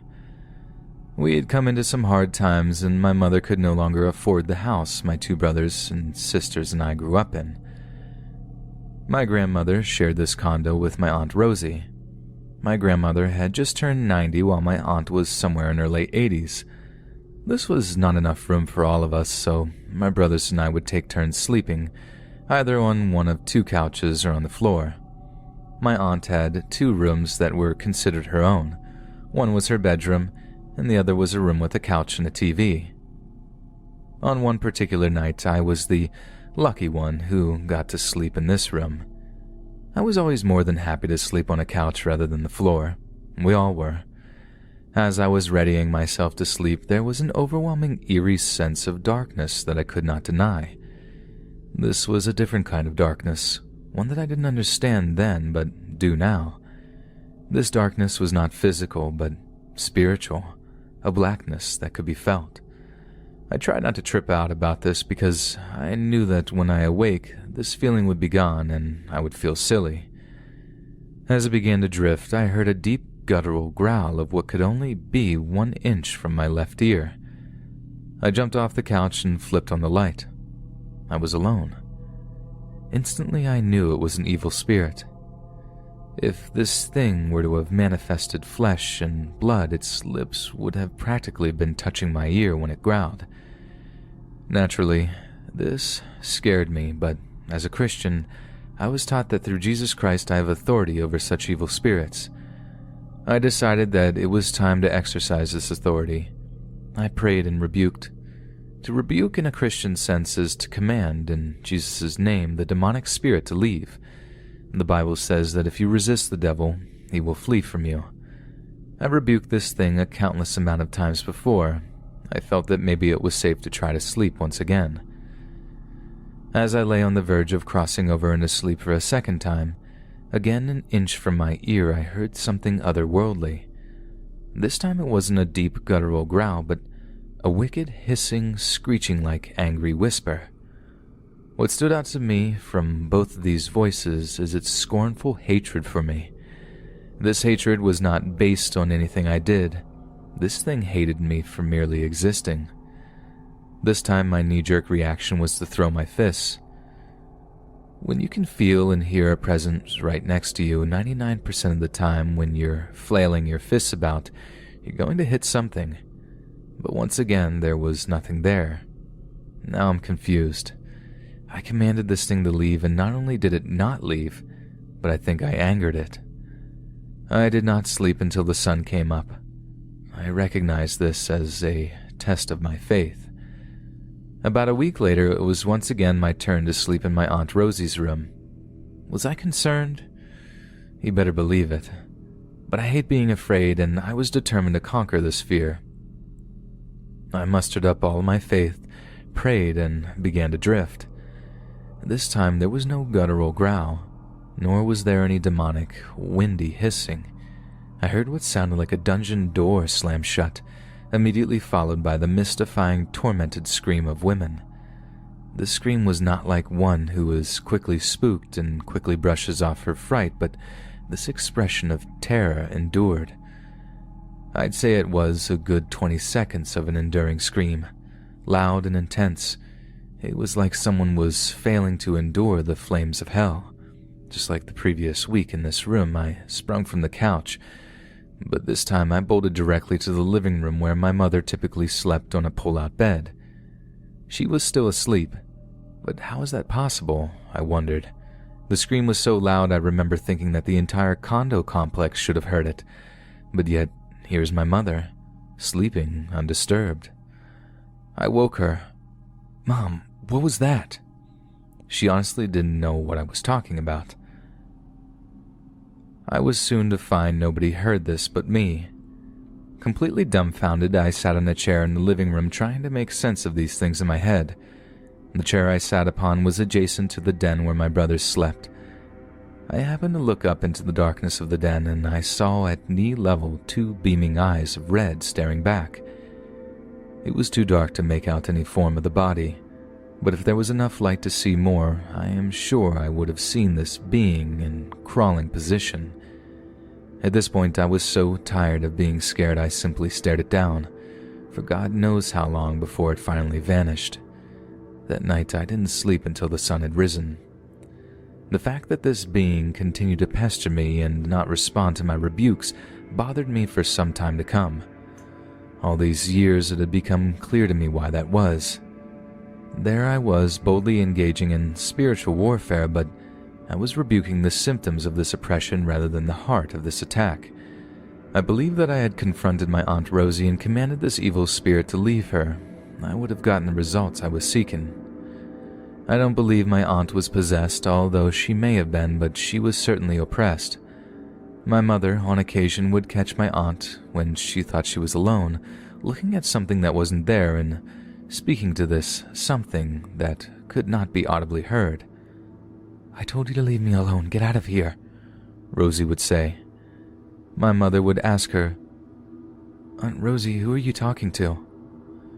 Realizing she was caught in this recourse like a child with her hand caught in a cookie jar, she would become sheepish and avoid giving a real answer by saying, "Oh, it was nothing." I was somewhat relieved when one night it was my brother Brian's turn to sleep in Aunt Rosie's room, and he, not yet knowing of my experiences in that room, shared in a lot of what I did. He did not hear any demonic voices in his ear, but did hear what sounded like a dungeon door slam shut, followed by a woman's scream. There was a strange comfort in knowing I was not alone in this. My sister, Michelle, went on to have her own experiences, even to the point where she saw a full-on apparition appear before her. This activity stopped one day. It wasn't until later that we realized that it all stopped once Aunt Rosie moved out of my grandmother's condo to live with her son. Evidently, she took this spirit or spirits with her. A few years later, it came to be that I had adopted a party lifestyle. A group of fellow party buddies and I liked to gather in remote locations in hopes of not running into an authority figure. We were all drinking and smoking, and many of us were underage. I remember hearing rumors about Satanists that would get together in this location and perform their rituals, whatever that might be. I didn't think much of it. My buddies and I were in the midst of having a great time, standing on an out-of-place slab of cement getting thoroughly loaded. I happened to glance behind me, and I saw something moving fast out of the corner of my eye. I turned to see, and it was a spirit of light. It moved at will and ran as if it were running in an incalculable speed. It happened so fast I wasn't able to get a good look at it. In shock, I turned to my friend, known as Red-Headed Dave, standing next to me to see if he saw what I saw. He had the same look of bewildered fear about his face that I was wearing. He asked me, "Did you see that?" He saw it longer and better than I did, and said there was what looked like a scrawny old man in light. We had no idea what to make of it. Our fellow friends missed it entirely as they were looking in another direction. Later that same night, Dave was with me when I returned to my grandmother's condo complex. We were walking around the area discussing how weird our earlier experience was when we came across a condo with a lemon tree in the backyard. Its branches were hanging over a wall over the street we were walking. We jumped and both grabbed a lemon. We decided to have a contest to see who can throw their lemon the furthest down the parking lot street. I realize as I'm writing this that this could very well be a you had to be there moment that you won't fully appreciate otherwise, but regardless, I'm going to write it out exactly as it happened. We both chucked our lemons as far as we could. It felt like I threw mine too far to the left and that I likely hit someone's condo or something. We thought he threw his too far to the right, likely over a fence into a field. It was too dark to see either way from our distance. We walked down the street thinking we were going to confirm the lemons didn't make it onto the street. As we walked down the street, we found our lemons in the middle of the street, perfectly lined up side by side. We were mesmerized. How was that possible? Our first thoughts were that these lemons must have rolled down an incline or slope and settled that way. We thoroughly inspected the street and could not find any such thing. The street was completely flat. How they ended up so diametrically and mathematically perfect right next to each other with less than an inch of separation really tripped us out. We contemplated on what the odds were that should happen, and we knew the odds must have been astronomical. The next night, Dave and I were out once again gallivanting around the condo, having had a few to drink. We came across the lemon tree with plans of repeating that contest. We laughed and talked about how weird the previous night was, and we knew beyond a shadow of a doubt that the results would be different this time. We chucked our lemons as far as we possibly could. This time we were even more certain we would never see those lemons again, having thrown them too far to the left or right. As we walked down the street, we joked about how we were going to completely trip out if we saw the exact same results, but we knew that would not happen. It was impossible. But when we came upon the lemons, only to find them exactly as they were the previous night, in the exact same spot with no logical explanation behind it, we said nothing. It was like the wind got knocked right out of our lungs and we simply forgot to breathe. We just stared at the lemons as if somehow they would reveal their secrets, but they did not. I pondered in my head and still do how long it would take for this to happen by chance if you took two random people and had them do this contest. How long would it take before they would get the same results me and Dave did? Maybe eternity.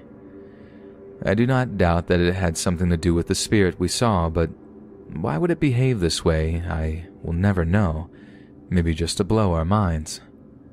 A few years later, me and a couple of buddies were out late on a quiet, still night. My friend Pete decided to lead us to where a house once stood. While walking there, he gave us the backstory of this location. He said there was a man who owned this house that somehow managed to lose his mind, slaughter his family, and burn the house down along with him inside. I couldn't tell if this story was true or not because it sounded a bit cliché as far as horror stories go, But we went there, and the second we got to where we were standing in the middle of where this house once stood, an intense wind came out of nowhere. Not thinking much of it, I started messing around trying to sound macabre and said, "The spirits are telling us to get out," implying the wind was proof of this. I didn't really believe that, I was just trying to be funny. But what really tripped me out was the insane wind completely stopped the second we left a couple of feet from where the house once stood. There was no wind at all that day except for the 5 to 10 minutes of us being at that space. Was it a coincidence? Maybe, but it sure was weird. My final encounter with the supernatural of ill repute happened in 2005. By this time, I had left my partying days behind me and was happily married. Me and my wife decided to go out and see a movie. We weren't sure what we wanted to see, but we ended up settling for White Noise. This movie starred Michael Keaton and had to do with electronic voice phenomena. Keaton's character's wife dies, and he comes to find that by putting his TV on a frequency of white static, that by 3:30 every morning, he is able to make out voices in the static that tell him things, primarily from his recently deceased wife. The movie wasn't all that good. In fact, I have seen far scarier movies in my life done far better. Albeit, I will admit there was a couple of scenes that were a bit eerie, but this is what we're supposed to expect from a movie of this genre if done properly. Nothing out of the ordinary. That night, being a night owl, I was watching television when exactly at 3:30 the TV switched from what I was watching and went to pure white noise. That didn't just happen, I thought. I turned the TV off, woke up my wife who was sleeping in our bedroom and told her what had happened, and I asked her to pray. She pretty much rolled her eyes and said what she thought I wanted to hear, but I could tell she thought all the movie did was spark my imagination and that it will pass. The following night I was asleep in the bedroom and my wife was watching TV. The roles completely reversed. This time, she wakes me up at 3:30, scared out of her mind to tell me that the TV again went to white noise. She left the white noise on, too scared to be in the living room long enough to turn the TV off. As I'm walking down the hallway, I was looking at this white noise, remembering that in the movie, this was a way for the dead to communicate with the living. No way I was going to speak to the noise. God condemns necromancy in the Bible. If the dead truly wanted to connect with me, they can wait until I die. I turned the TV off. This began some investigation. I had to know if there was a way that one of us accidentally set the TV to do this. We came to find that it was possible to set our cable to change channels at specific times. The thing is, neither of us knew how to do this, and what are the odds one of us accidentally setting our cable to do this at 3:30 a.m. on the very night we saw that movie? Odds are so astronomical that one can call it impossible. Next time around, we made sure that the TV was turned off and were both in bed by the time 3:30 rolled around. I was certain this would take care of the issue. It did not. At exactly that time, we heard the sound of static coming from the living room. I go out there to find the TV had managed to turn itself on and went right into white noise. Scary. I was pretty much at a loss at what else to do the following night except unplug the TV. If spirits are using my TV to mess with us, maybe if I unplug their power source, all will return to normal. It did. What a strange experience that was. To this day, I wonder how it came to be that this paranormal incident came to be. I wasn't the least bit connected with the White Noise movie. I didn't think much of it. Again, I've seen scarier movies, so why of all movies was this one chosen by some otherworldly entity? I wonder if a demon from my past encounters has attached itself to me with the goal to oppress. I believe I will never know the answers. It's been 14 years since my last experience, and I must say, I do prefer it this way.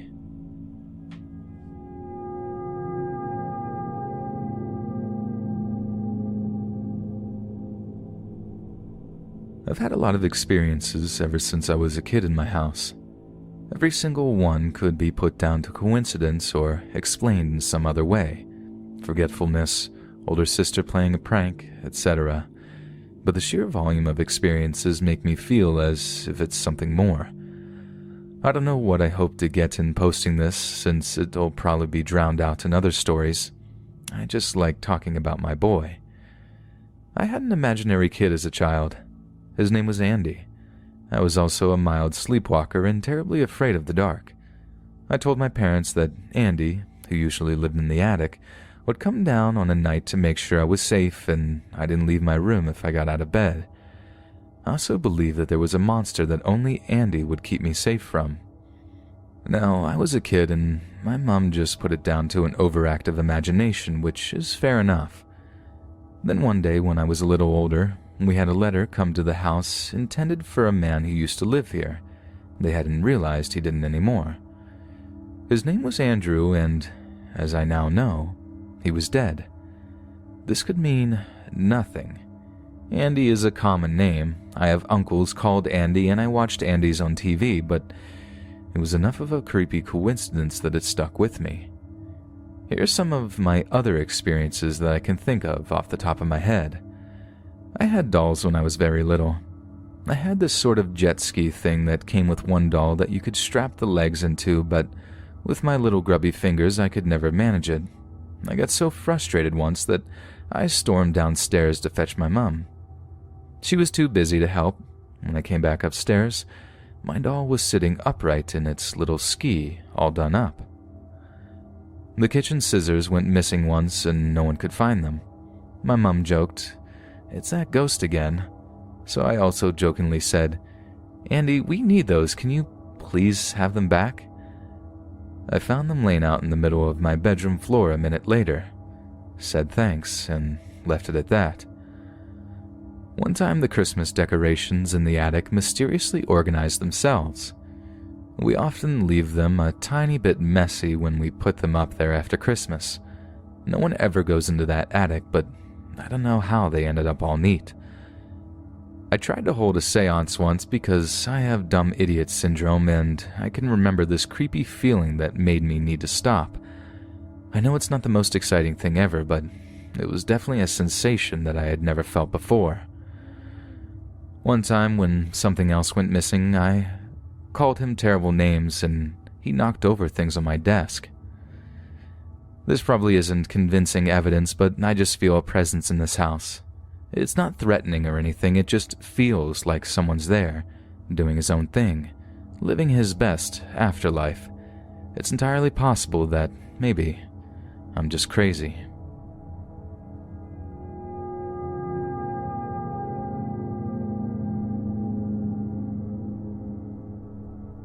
This was back when I was in high school. My mom used to say she heard and saw stuff, but I always thought that she was just exaggerating and being annoying. One day I was home alone playing video games in my room. I had my headset on. This was when Modern Warfare 2 was all the hype. So I had my volume up high and through the headphones I hear someone yell, "Jacob," coming from the kitchen. I'm playing online so I couldn't pause it, so I yelled back, "What?" Didn't get a response. Figured my mom needed help with the groceries or something, but I had 4 minutes left in the match. I'll finish up. I heard my name again. "Jacob." I yelled back. "I'm about to be done. I'll be there in a minute," I yelled. So the game finishes and I go to the kitchen and nobody is there. Go to my parents' room. Nobody in there. Looked in the driveway. No car. I call my mom and ask her where she's at, and she says that she's at Walmart and she'll be home in a bit. I could feel the blood draining from my face. I never told my mom because she would just freak herself out more, but that was scary. Does anybody have something similar happen to them? I'm not sure how this group works, but I have other stuff that had happened and I don't want to cram it into one post. Update. I had just gotten out of the shower. Nobody was home. I had my towel on around my waist and I had opened the door to let the steam out as I brushed my teeth. I started to hear the sound of plastic bags being moved around and I heard the refrigerator door close. I figured my parents were home, so I shut the door. When I finished brushing my teeth, I went into my room, and as I walked in there, I could still hear the rustling of plastic bags. I kept thinking, man, they bought a lot of groceries, as I was changing. I finished putting on my clothes and went to the kitchen to help put up groceries. I stopped hearing the rustling at that point. I didn't see any bags or anything. I looked in the refrigerator and it didn't look like groceries had been put in there. It had happened again. I went and sat outside for a while. I finally took off to a friend's house on my bike and called my parents a little later. Sure enough, they had been at my sister's house the whole time. I wanted to convince myself that I was hearing things again, but I remember it to this day how clear I heard it, and it still gives me chills. My sister is quite a bit older, so my house was always just my dad, mom, and I, so I always had my own room. My mom always liked the antique look of the house, so for some reason, when I needed a computer chair, she got me this big red leather computer chair. It's real comfy, but it was huge. I hated how much room it took up, but I kept it anyways because I liked how it made me look like a villain. Sometimes I'd spin around in it when people came in my room and pretended I was wearing an eye patch and petting a cat. I was facing my window, away from my computer area where the chair was sitting, when I woke up one night to the sound of squeaking, like a long squeak, like it always made when I would turn around in it, and then it stopped. I was awake, but I had my eyes closed. I knew it was the chair, but I didn't turn around because I guess the fear froze me up. I heard it again, and this time I opened my eyes, but still didn't turn around to hear it. I heard it one more time, but it was in sections, such as multiple squeaks. I just closed my eyes after that and eventually fell asleep. I didn't even want to turn around. A couple of months passed after that. I was sitting on the edge of my bed, putting on my shoes to go to the gym. The edge of my bed is directly in front of the bedroom door, and in front of it is the kitchen. It's a very small one, more like a small hallway with a fridge and sink and counters and stove. When I looked up, I saw 6 fingers, which looked like 2 hands were holding the door, but it was at eye level, so it had to have been a child's hand, and I saw the very top of what looked like black hair. The way the hands and top of the head were made, it looked like it was holding itself up horizontally. Now before you ask, no, I did not do a double take. It was not something I kinda just glanced. I stared at it for a good 3 seconds. I kicked the door closed as hard as I could and took off running to my friend's house. I was a 6'2", 295-pound defensive end for my school.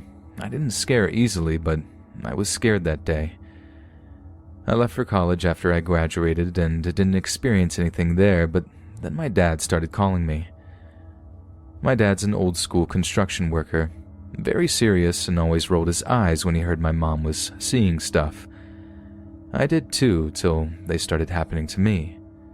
So when my dad called me one night and told me he was experiencing things, I knew I wasn't crazy. So when I left for college, it was just my dad and mom at the house. He tells me that he woke up at 5 a.m. like he always does, started his pot of coffee, and got dressed for work. When he got back, the coffee pot was off the coffee maker and didn't think much of it because he figured he had just forgotten to put it on the machine since he was probably still groggy from waking up. A couple of days later, same thing happened except the pot was closer to the sink. Again, he wasn't one to believe in stuff like that, so he just shrugged it off as him doing it and blaming it on being in automatic mode in the morning. It happened again a third time, but this time the coffee pot was on the floor. When he saw that, he ran to my mom's room to see if she wasn't playing some trick on him. She was stone asleep.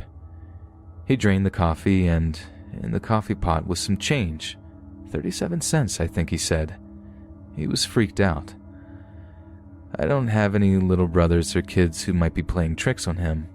Currently, it's just my mom and dad.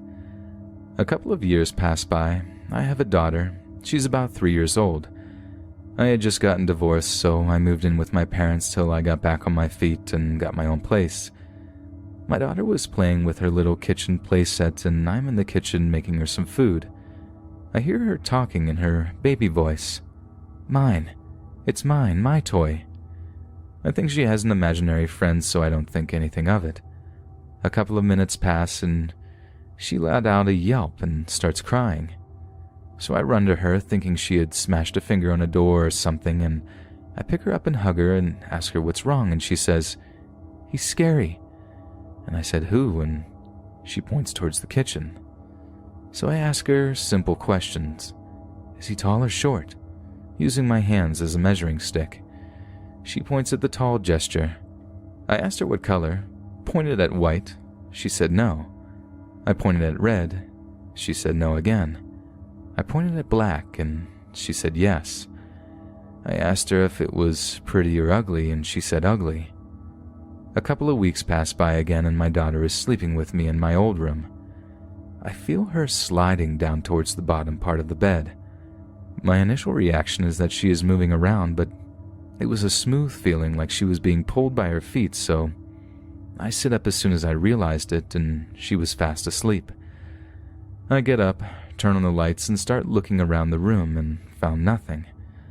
I don't know if my mind was playing tricks on me because I had just woken up out of nowhere, but it felt real to me. Maybe I was dreaming, but after everything that had happened over the years, I didn't think it was logically explainable anymore. I moved out shortly after that. I never saw or heard anything again where I live now.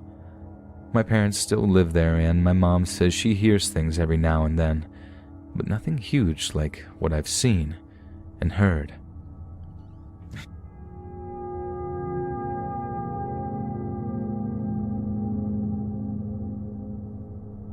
My people, the Malays or Javanese, have this belief that there are 7 people in the world who look exactly like you.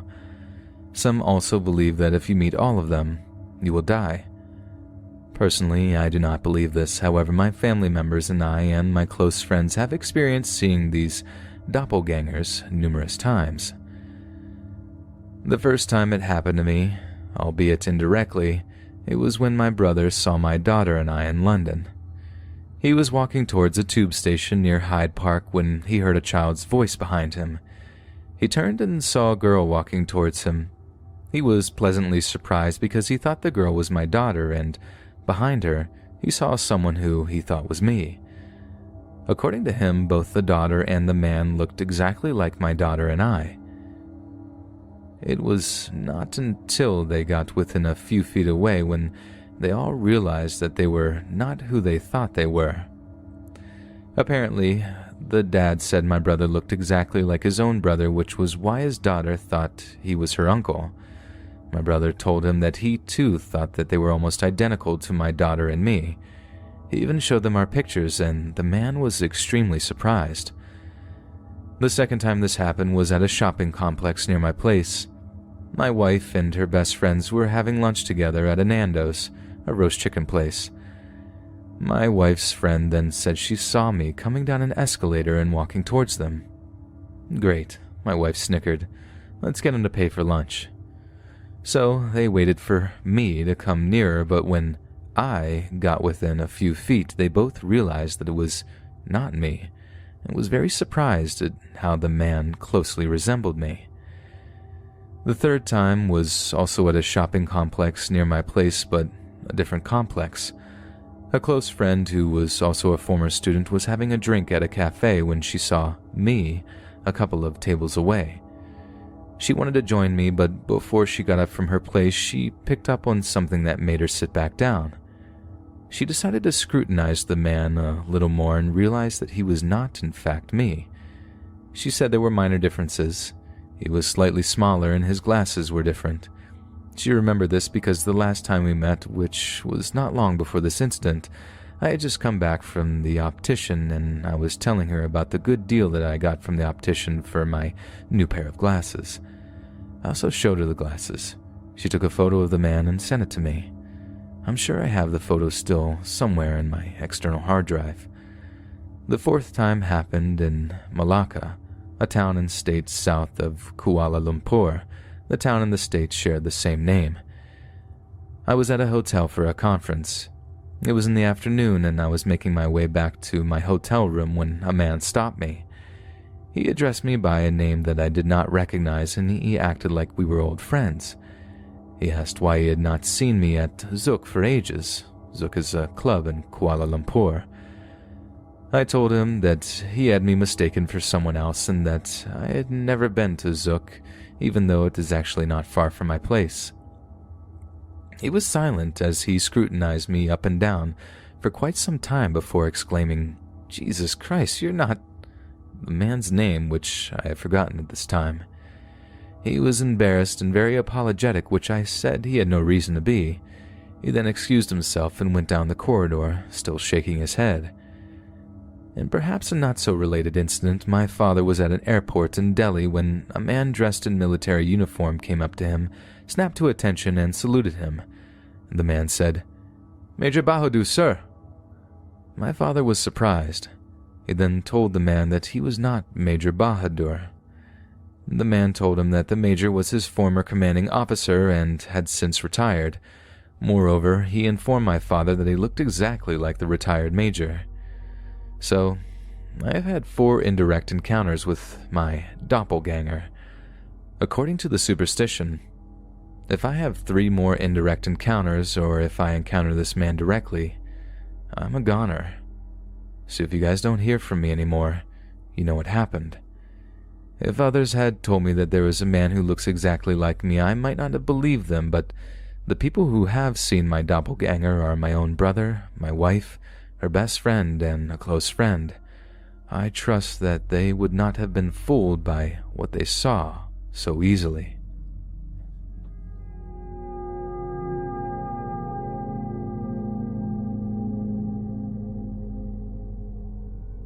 Throughout my childhood, I've had a few minor experiences which I believe have been paranormal.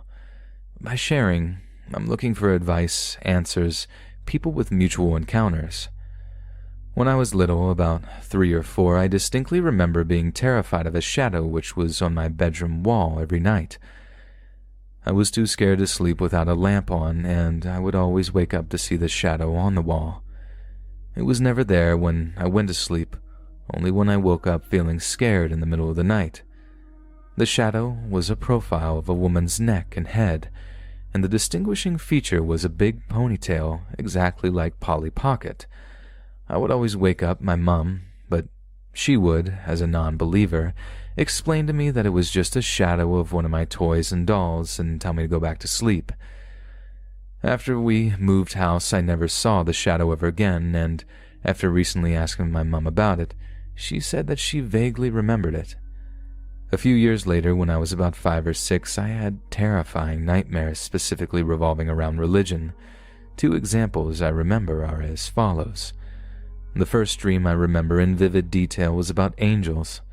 I was standing in my backyard with my class from school and we looked up over the hill and we saw angels flying around in a circle, making a weird type of music.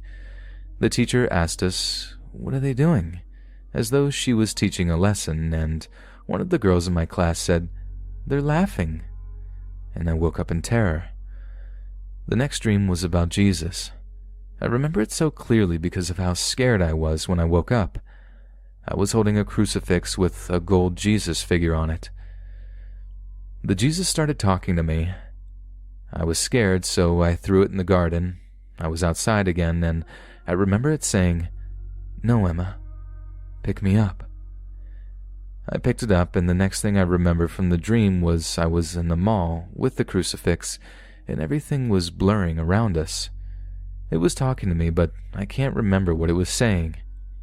Next thing I recall was waking up crying. After a while, I stopped having these dreams, and now if I'm in a nightmare, I can literally wake myself up by telling myself I'm dreaming. I had a pretty normal childhood after that until I was about 9 or 10. Once again, we had moved house and I was a happy child. Small things happened in this house, but thinking back on them now, I feel uneasy. I used to take a bottle of drink with me to bed at night and still slept with a lamp on and a blanket I called Blanky. I did this until I was about 15.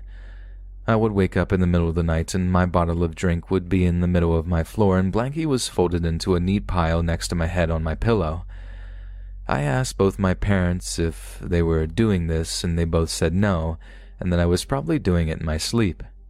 Yeah, right. My sister also complained of feeling scared of the house and had to go to therapy because she honestly believed that there was a man in the roof.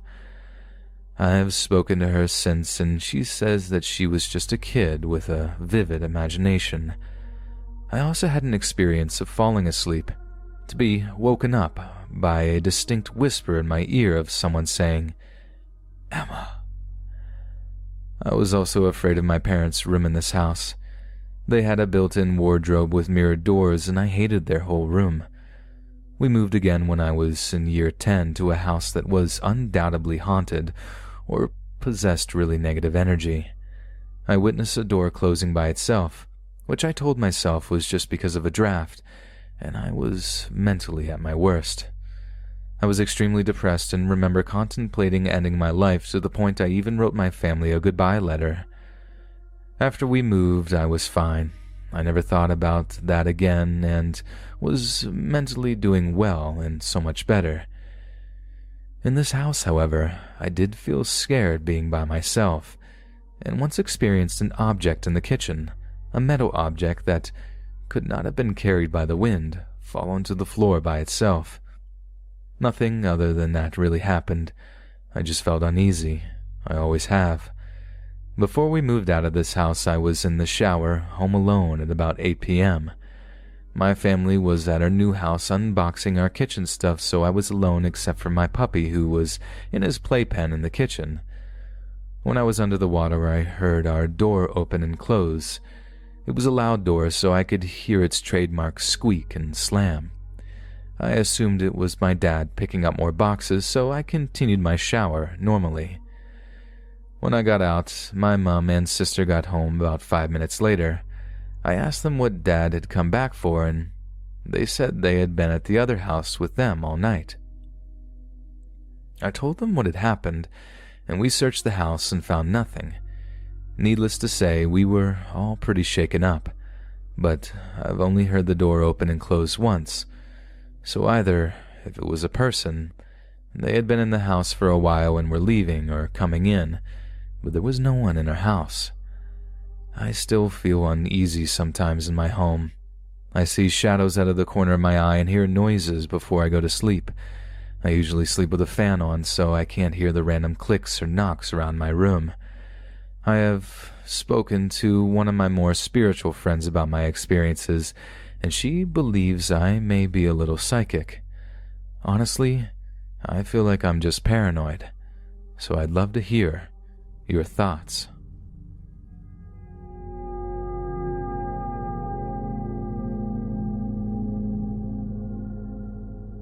Maybe it was the house that was haunted, but for whatever reason, I saw my husband's doppelganger at least twice while we lived there. The first time was after I drove him to work. It was a 45-minute drive each way, and I was just getting back home. When I pulled up in front of the house, there he was, standing on the porch smoking a cigarette. Same black hat and red shirt he had on when I dropped him off.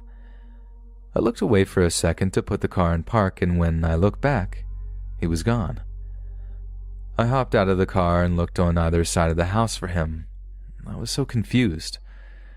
I called and asked him where he was. Obviously, he was still miles away at work. I thought I was going crazy. The second time, I was not alone. We had a friend of ours over at the house who I'll refer to as W. Now, W and I were hanging out in the kitchen eating munchy food, and my husband was outside for whatever reason, I forget. Before I continue, the house was set up like this. The kitchen is the first room you walk into from the front door and front porch. It's the only room on the bottom floor. There's a set of wooden stairs in the kitchen that leads upstairs to the rest of the house. In front of the house is the main road, so you have to walk off the porch onto the sidewalk and around to the side of the house to get to the yard. So we're both in the kitchen, but I'm leaning over the counter eating leftover halupkis, and W's at the kitchen table facing the door. My husband bursts through the door and runs through the kitchen, slamming the door shut behind him. I only see him out of my periphery. After a second, W says to me, "Where did he just go?" And a chill goes down my spine. I turn around and he's not there. I don't even bother checking the stairs because they're very loud and I would have heard him. I knew what it was. I say to W, that wasn't him, and go towards the door to check outside and prove to both of us he was still out there. And this is where it gets hilarious. W grabs a hold of the back of my shirt, terrified, and yells, "Don't open that door." I bravely open the door and yell for my husband, who responds, "Yeah?" and comes walking around the house from the side yard. Our simple friend then says to him, "Dude, someone just ran into your house," causing my husband to go into attack mode, running into the house searching for the intruder. I know this is ridiculous because W didn't act as if a stranger ran into the house when we were in the kitchen. In fact, I think he even said something to him before asking me where he went. I stop them both and say, Wait a minute, W, what did you see?" And he looks at my husband and says, "I saw you." At that moment, we all realized what happened. We saw something supernatural. We were thoroughly freaked out, and W refuses to talk about it to this day. Hey friends, thanks for listening.